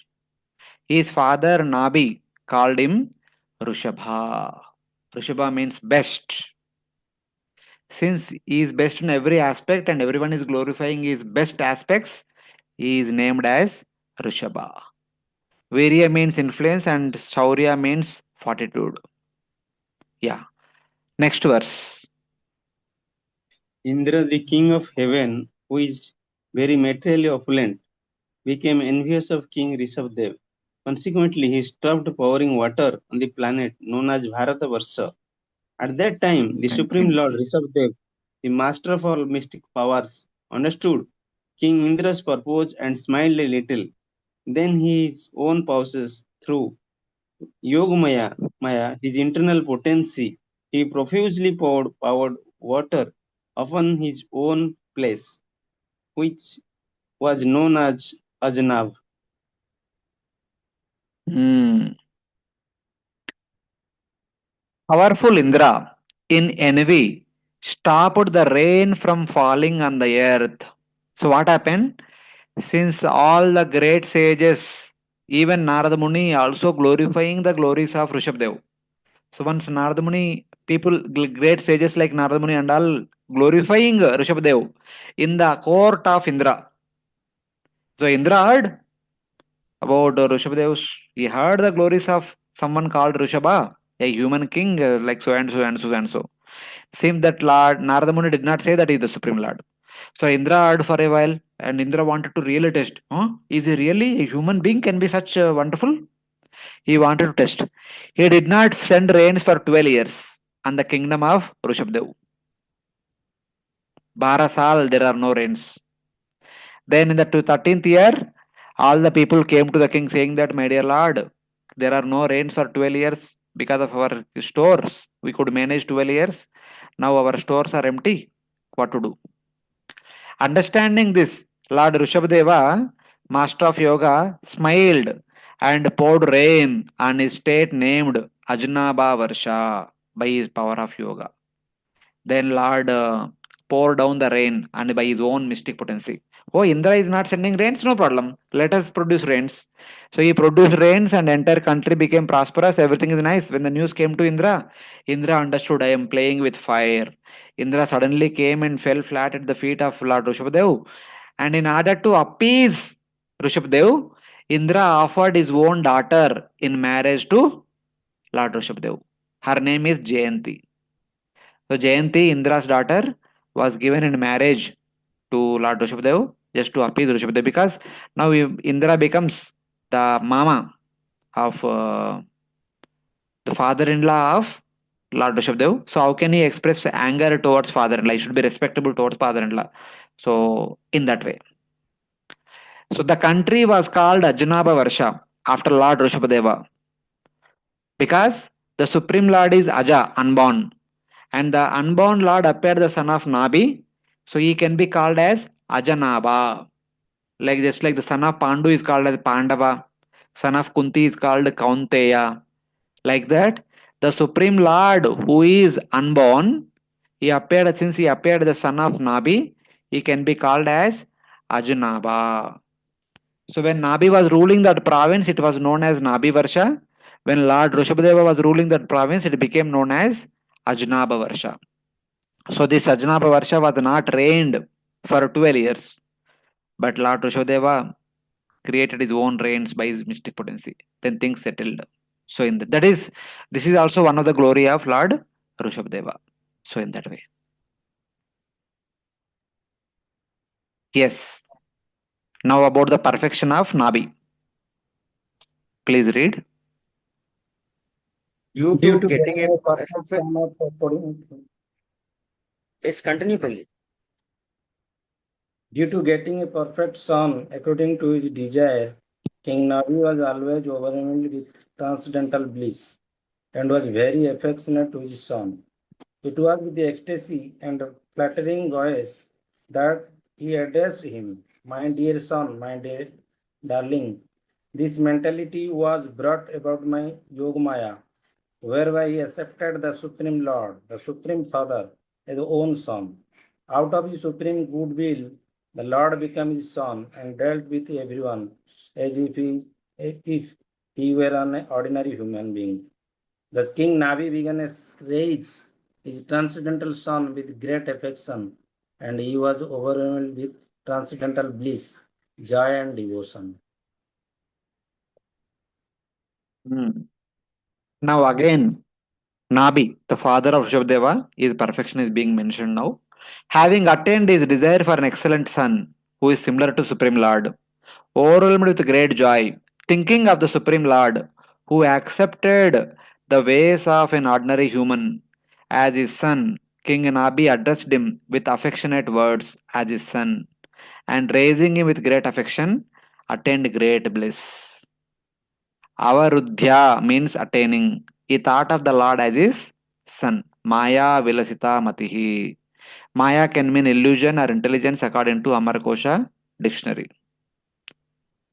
So, out of great affection, Nabi considered the Supreme Lord as his son and raised him with great affection and took care of him very nicely.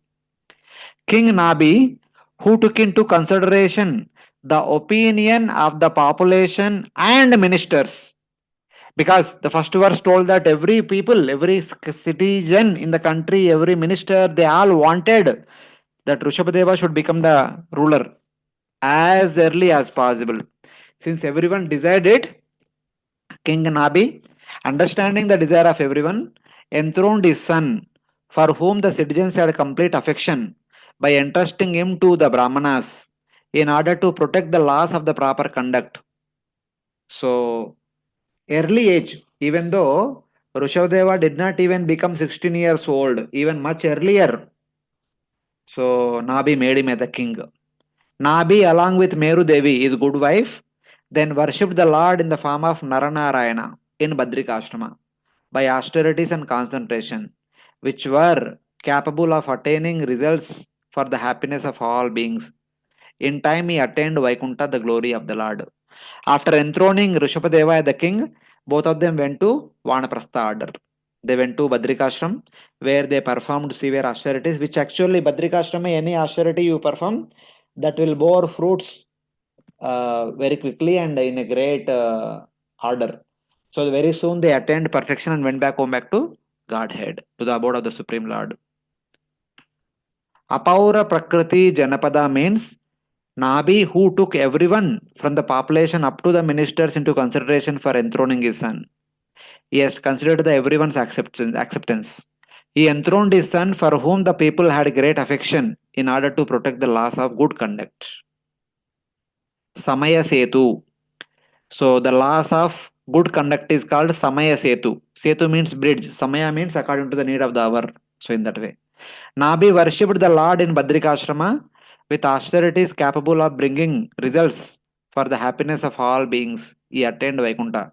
Even in the Badrikashrama, even today also, Narana Rishis are performing tapasya for the well-being of all of us, for the well-being of the residents of Bharatavarsha and all. So this is how the activities and perfection of Nabi is indicated. From the next verse onwards, all details about Rushabhadeva are only mentioned. So first chapter talked about Priyavrat Maharaj. Second chapter talked about Agnidra. Third chapter and until these verses, until the verse 7, it talked about Nabi. And 8th verse onwards, Rushabhadeva will be described. Chapter 4, chapter 5, chapter 6. 3 chapters will describe Rushabhadeva. And chapter 7 to chapter 13 will 13 or 14 will describe Bharat Maharaj. And then chapter 15 conclude Swayambhu Manvantara. Like that, the discussion will go further. Now, there are two verses which actually glorify the wonderful activities of our Nabi. Yasyaha Pandaveya Shlokau Udaharanti. O Pandava, O Parikshit, these two slokas glorify the wonderful activities of Nabi. So, what are the two slokas? Konutat karma rajarsher. Onutat karma rajarsher. Naber anu acharet puman. Nabe anu acharet puman. Apatyatam agadhyasya. Apatyatam agadhyasya. Harir shuddhena karmana.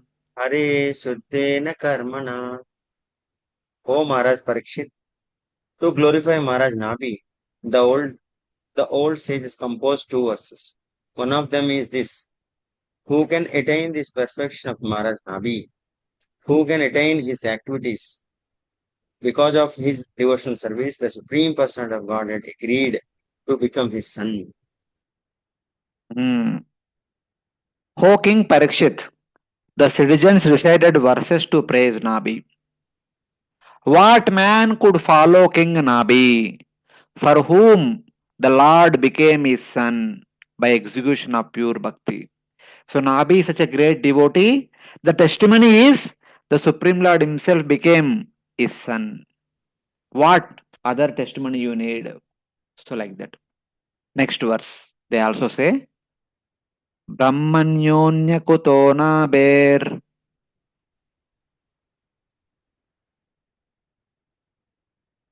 Brahmanyonya kuto nabhe. Vipra mangala pujita. Vipra mangala pujita. Yasya barhishi yajnesham. Yasya barhishi yajnesham. Darshayamasurojasa. Darshayam asurojasa. The second prayer is this: who is a better worshipper of Brahmanas than Maharaj Nabi? Because he worshipped the qualified Brahmanas to their full satisfaction. The Brahmanas, by their Brahmanical prowess, showed Maharaj Nabi, the Supreme Personality of Godhead, Narayana in person. Who other than King Nabi was affectionate to the Brahmanas? The Brahmanas, pleased with his charity, revealed to him the Lord by the power of their bhakti during the sacrifice. So King Nabi is not only a great devotee, he is also a affectionate and surrender to the Brahmanas. By his surrender, by his affection to the Brahmanas made the Lord to appear in front of him, made the Lord to appear as his son. So, like that, they are glorifying his respect towards Brahmanas. The Brahmanas were pleased by his donations and other acts so that the auspiciousness was created. Or they were worshipped by auspiciousness since the king was a devotee. By the prayer of bhakti, they revealed the Lord to him. So, the Brahmanas' bhakti is so much, they prayed on behalf of, they performed yajna on behalf of the king and they brought Lord in front of the king. So, in that way, his wonderful glories are mentioned and his wonderful glories are indicated. And now from verse number 8 onwards, the activities of Lord Rushabhadev will be described. Any questions till now? Is it clear?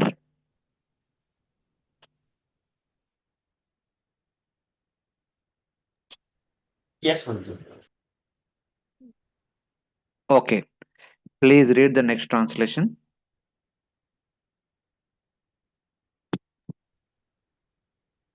After Nabi Maharaj departed for Badrikash, the Supreme Lord Rishabdeva understood that his kingdom was his field of activities.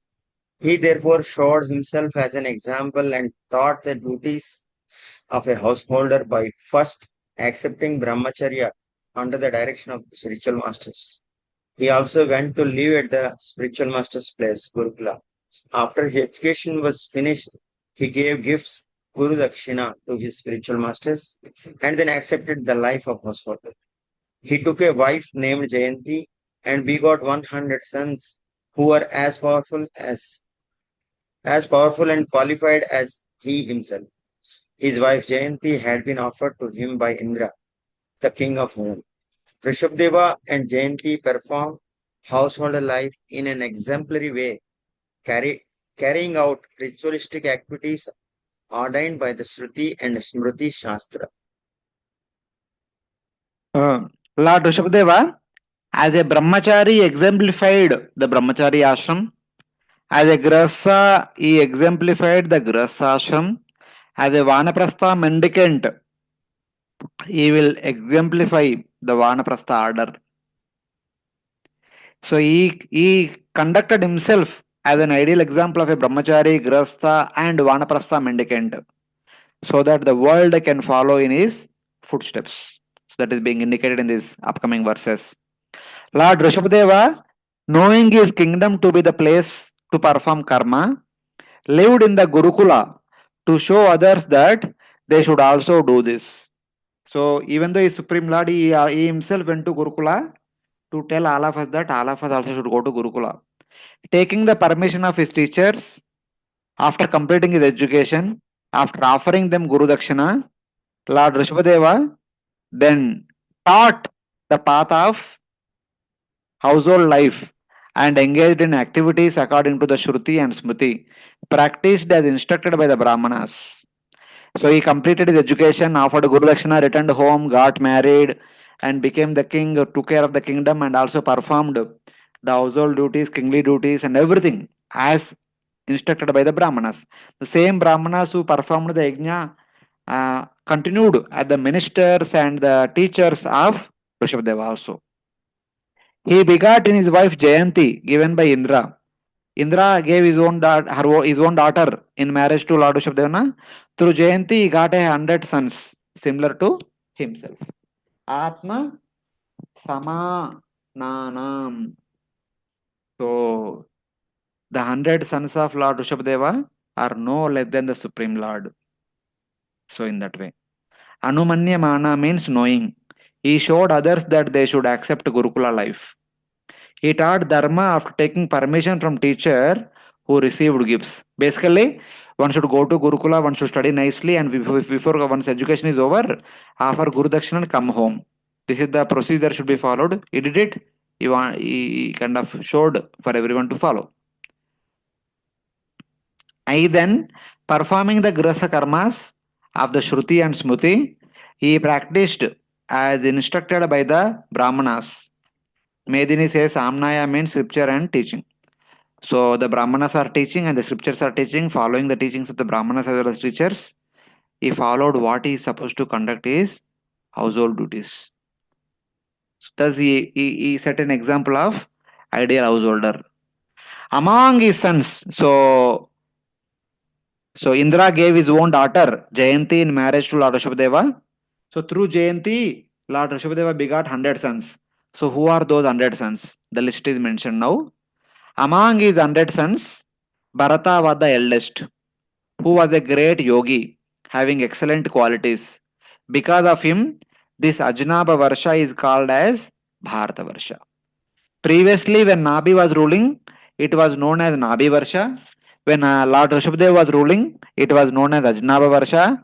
Now, eventually, when Bharat Maharaj will become the ruler of this place, that place will become known as Bharatavarsha. From there on, it will continue to be known as Bharatavarsha. Since the time of Swayambhu Manvantara, even until now, this tract of land is still known as Bharatavarsha. So, what is that Bharatavarsha? What is the tract of land which was known as Bharatavarsha and all? We will discuss later on in the 5th canto, chapter 16. But for now, the name changed because the personality is changing, the king is changing time to time. So, in that way. So, the first one was Bharata, the eldest among the 100 sons. The next, younger than Bharata, but older than the others, were the sons named. That means immediately after Bharata Maharaj. The next sons were Kushavarta, Ilavarta, Brahmavarta, Malaya, Ketu, Bhadrasena, Indraspuk, Vidarbha, and Kikata. How many are there? 1, 2, 3, 4, 5, 6, 7, 8, 9. That means Bharata is the first son, second son is Kushavarta, then Ilavarta, third one, fourth one, fifth one, sixth one, seventh one, eighth one, ninth one, 10th one. So out of 100, 10 sons were described. Younger than Bharata were 9 sons, older than the other 90 sons. Later on, in 11th canto, chapter 2, text number 19 says, Tesham Nava Navadvipa Patayo Asya Samantata. The 9 of the remaining sons of Lord Rushabhadeva became the rulers of the 9 islands of Bharatavarsha, and they conceded complete sovereignty over this Bharatavarsha. So, since Bharata Maharaj is the lord of the entire Bharatavarsha, but within the Bharatavarsha there are 9 divisions, there are 9 islands, Navadvipa, 9 dvipas are there within the Bharatavarsha. And Bharata Maharaj requested his 9 younger brothers. So, my dear brothers, though I am the king, I am the monarch, since there are 9 dvipas within Bharatavarsha, all of you please look after the well-being of one dvipa each. So Bharata Maharaj is like the monarch. These 9 younger brothers are like the 9 individual local kings who will take care of these 9 local provinces. So that is being indicated. So Bharata Maharaj and the other 9 younger brothers, all 10 of them were taking care of the kingdom known as Bharatavarsha. Then, what about the other 90 sons? In addition to these 10 sons were Kavi, Havi, Antariksha, Prabuddha, Pipalayana, Avihotra, Drumila, Chamasa, and Karabhajana. 1, 2, 3, 4, 5, 6, 7, 8, 9. These 9 sons are known as Navayogendras. They went to Gurukula, they remained in the Gurukula, and eventually they continued as Naistika Brahmacharis, and finally they became Paramamsa Sannyasis. And these 9 are known as Navayogendras, who are all very exalted, advanced devotee. I shall hereafter describe the characteristics of these 9 devotees in the conversation between Narada and Vasudeva in the 11th canto, which is filled with the glories of the Lord and satisfy the mind. Later on in the 9th canto, we'll study about them in detail. So how Maharaj Nimi stopped them. So in that way, how Maharaj Nimi heard from these Navayogendras who continuously travel freely, but he requests them to stop for a while and describe the glories of Supreme Lord. And they spoke and he heard. That will be narrated in the 11th canto, chapter 2 to chapter 5. That time we can see. Uparishtat means later. In the 11th canto from chapter 220 verse onwards. The 9 saintly sons of Lord Rushabhadeva, greatly fortunate sages, discerning the highest truth and endeavoring for Paramatma, were learned concerning Paramatma. They wandered about naked. Nava Bhavan Mahabhaga Munayo hi Artha Samshrinaha Shramana Vatarasana Atma Vidya Visharada. So this verse glorifies the wonderful qualities of these Navayogendras. They were discerned of the highest truth, Atma Sammat Samshinaha, making great endeavor for realizing Atma and Varna naked.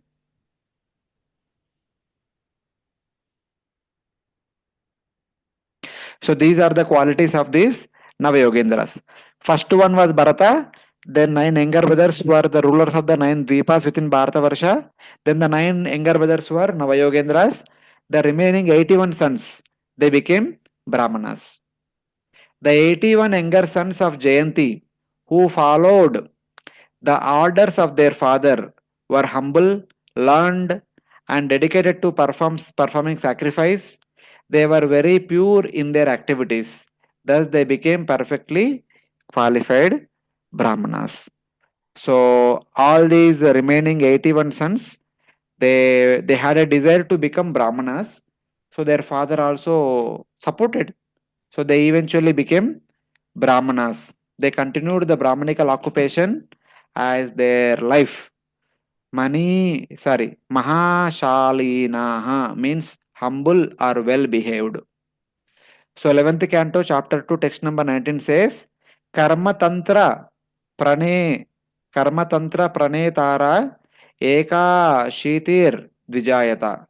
81 sons became Brahmanas and helped initiate the Vedic path of karma. Among the 100 sons of Lord Rushabhadeva, 9 became rulers of 9 islands, such as Brahmavarta within Bharatavarsha. 81 sons became Brahmanas who started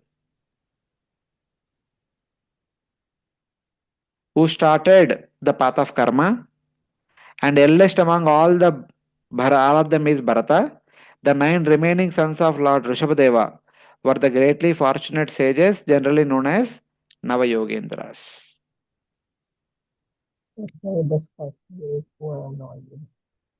So in this way, the 100 sons are described. The 100 sons of our Rushabhadeva are mentioned. These are all from 11th canto. This is 11 to 19. This is 11 to 23.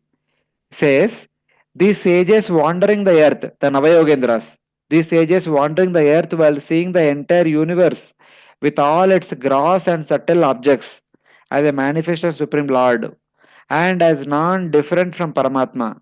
They are liberated souls. They are liberated souls who travel unchecked to the abodes of the Devatas, Siddhas, Sadhyas, Gandharvas, Yakshas, humans, Kinnaras, serpents, Charanas, ghosts, Vidyadharas, Brahmanas, and the cows. So basically, the Navayogendras are like 4 Kumaras.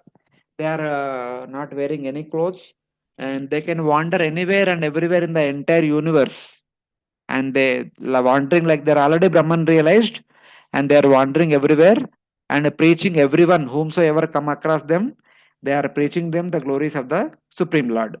So one such preachings are the preaching to Maharajnami that is recorded in the Srimad Bhagavatam 11th canto. Very nice section, very philosophical section, very practical section that is. So in that way. Yes, Prabhu. 81 सन जो है वो ब्राह्मण थे, तो they are ज्ञानी ब्राह्मणस और कर्मकांडी Brahmanas, sacrifice वगैरह सब कर रहे थे, तो क्या समझेंगे हम इससे? See, they are devotee brahmanas. Because this is Treta Yuga. In Treta Yuga, performing yajna itself is a sadhana. Like Kali Yuga is chanting, Dwapara Yuga deity worship, Treta Yuga is yajna. So by becoming brahmanas, by becoming performing of yajna, no need to call them as karmakandi brahmanas or jnani brahmanas. They are devotee brahmanas only. Because yajna itself is a prescribed method for Treta Yuga. They are practicing bhakti only by performing yajna. So in that way.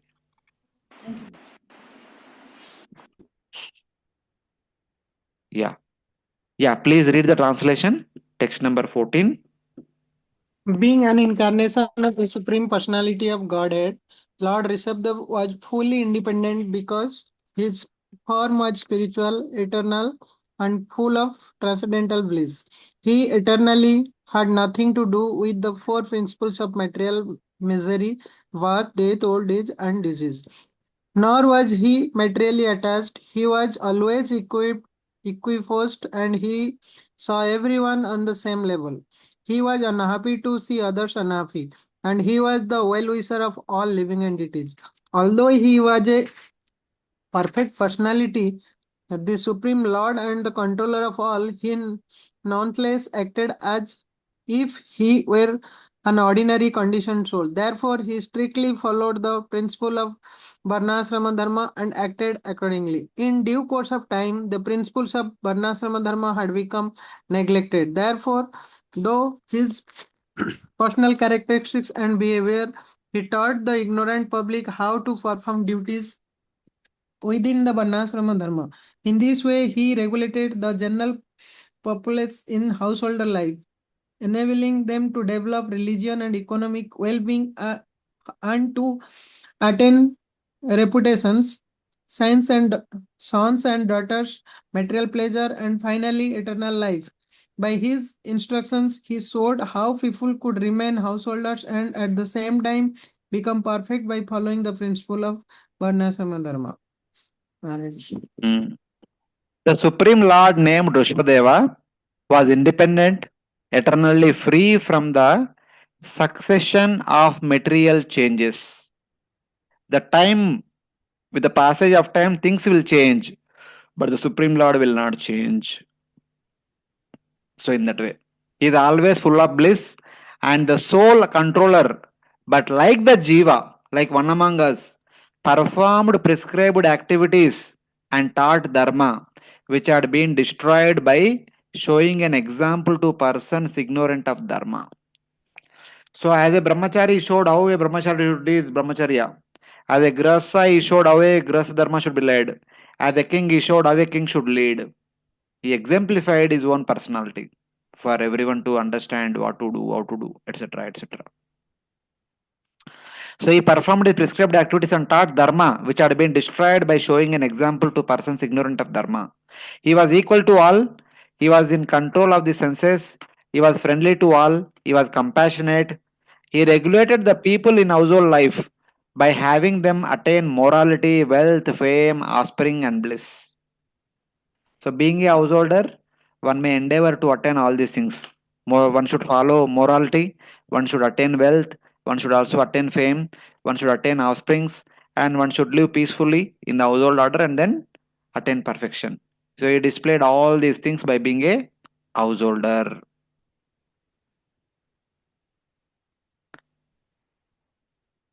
So, here it is mentioned. Viparivat. Viparivat means like the Jiva who is not independent. So, just like all of us are dependent upon three modes of material nature, we are dependent upon our karma, we are dependent on the devatas and the Lord. Even though he is independent Lord, he acted as if dependent. By attainment of dharma, etc., he regulated the people or he made them blissful. By following dharma, everyone becomes bliss. That he personally followed and experienced bliss, and he showed everyone that they will experience bliss also. So whatever he performed, whatever is performed by the best person is followed by the people in general. Yadyat acharati shrestha tattat eva itarojana. Same verse comes in a differently. Yad yach shrishana charitam tattad anuvartate lokaha. Because Shirshanya means the best. Whatever best people perform, the common people follow. So that's why he exemplified by being the king of everyone. Though he knew the secret of Vedic knowledge, which contains all dharmas, he ruled the people by the path shown by the Brahmanas with sense control and tolerance. So Lord Krishna says in Bhagavad Gita that Sarvasya Chaha Mridisannavishto Matas Pritir Jnanamapo Namcha Vedecha Sarve Rahameva Veddo Vedantakrit Veda Videva Chaham. Ahameva Vedyo, I know the Vedas. That he said in the Bhagavad Gita. But here he says, I don't know anything, you are my teachers, whatever you say, I will follow. He followed everything, whatever the Brahmanas said. Because he wanted to establish a ideal behavior. So he may be the Supreme Lord, he know everything, but kings in general may not know everything. Since they should follow in the footsteps of the Brahmanas, who are the spiritual masters and guides. So he showed himself like that process so that everyone can follow in the same process.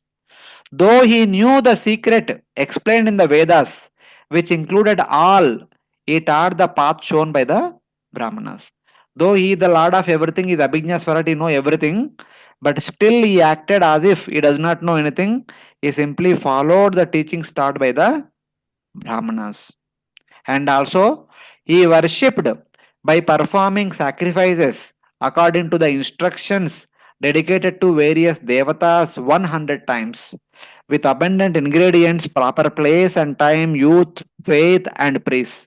The seven things which were followed by his father Nabi, he also followed the same things. So, since the sadhana prescribed for Treta Yuga is performance of yajna, he performed yajna, and as part of performing yajna, he also worshipped all the devatas. Because in the performance of yajna, there is worship of devatas. Idam Indraya Swaha, Idam Navama, like that. So he did all those things. Because that is a process supposed to be followed during that yuga, and he established that process nicely, and everyone could follow.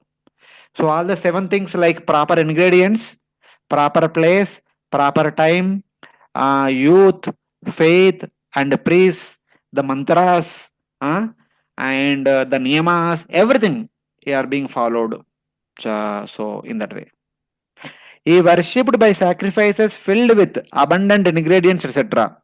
Age refers to youth because it is said that Yuvaiva Dharmam Anvichet. One should execute Dharma during one's youth.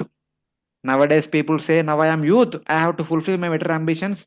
When I become old, then I'll read Bhagavad Gita. But Shastra says, when one is youth, one should follow Dharma, Bhagavad Dharma. He worshipped with various devatas at the objects.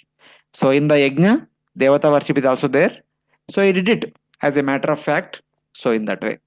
So the last verse. Oh, sorry. One more is there. Yeah, please read the translation.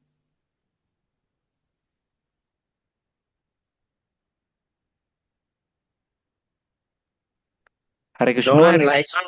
No one likes to possess anything that is like a will of the fish or a flower in the sky. For everyone knows very well that such things do not exist.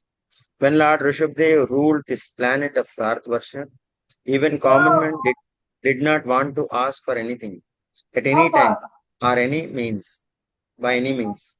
No one ever asks for a will of the wish. In other words, everyone is completely satisfied and therefore there are no chance to anyone's asking for anything. The people were absorbed in great affection for the king. Since this affection was always expanding, they were not inclined to ask for anything. When Lord Rushabhadeva ruled the Bharatavarsha, no one ever desired false objects by taking from others. That means people were satisfied, people were prosperous. They don't want to cheat or steal from others. Everyone has whatever they need sufficiently. Everyone constantly accepted Lord Rushabhadeva as the greatest object of affection with their whole self. Just like the Ayodhya people were very much attracted to Lord Rama, just like the Vrajavasis, Madhuravasis, Dwarakavasis were very much attracted to Lord Krishna, the people of Bharatavarsha were very much attracted to Lord Rushabhadeva. They were simply satisfied because Rushabhadeva is there along with them. That's all. They don't want anything else.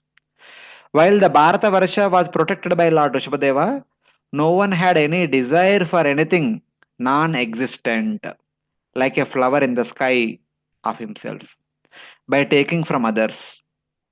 Everyone had only great affection with their total selves for the Lord Rushabhadeva. According to Amarakosha, the word Antara means opportunity, space, period, cloth, disappearance, difference in reference to an opening one's own, except, okay, this is some grammatical thing. But basically, people are not interested in phantasmagoria. People are not even interested in the things or objects possessed by somebody others, neighbors, etc. They are satisfied with what they have. They only looked after Lord Rushabhadeva. If Lord Rushabhadeva is there, we don't want anything else. We are completely satisfied. So that Lord Rushabhadeva regularly, in order to oversee the management of the kingdom. He would regularly travel all over the country. While he would travel, he would be followed by his 100 sons and also some ministers, brahmanas, sena, etc. etc.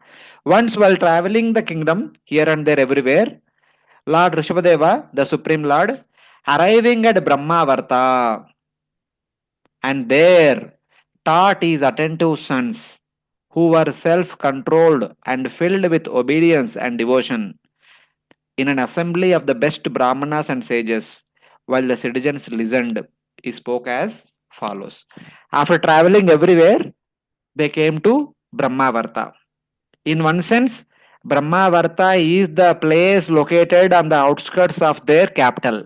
Their capital is called Barishmati, and nearby Barishmati there is a place called Brahmavarta. Brahmavarta is the place where Lord Brahma's lotus feet are located on the bank of Ganga. So that place is very closely connected to Barishmati only. Both are very nearby only. There they came after concluding their travels along the country. They came to Brahmavarta. There, the great Brahmanas organized a great satra. In that satra, Lord Rushabhadeva wanted to give his final instructions to his son. That will come in the 5th chapter.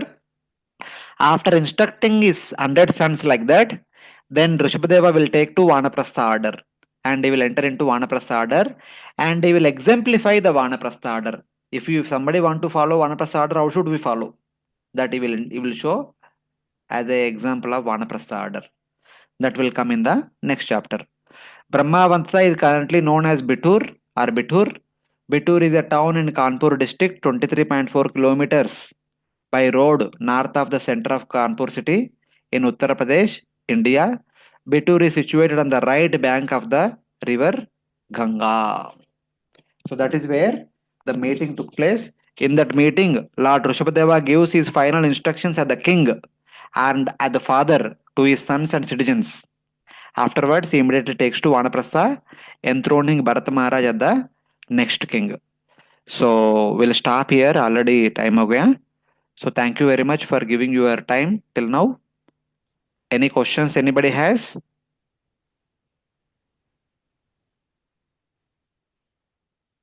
Hare Krishna. No problem. No, Prabhuji. No questions. No, Prabhuji. Okay. Hare Krishna, Prabhuji. Thank Yes, you. Mataji. Yes, Mataji.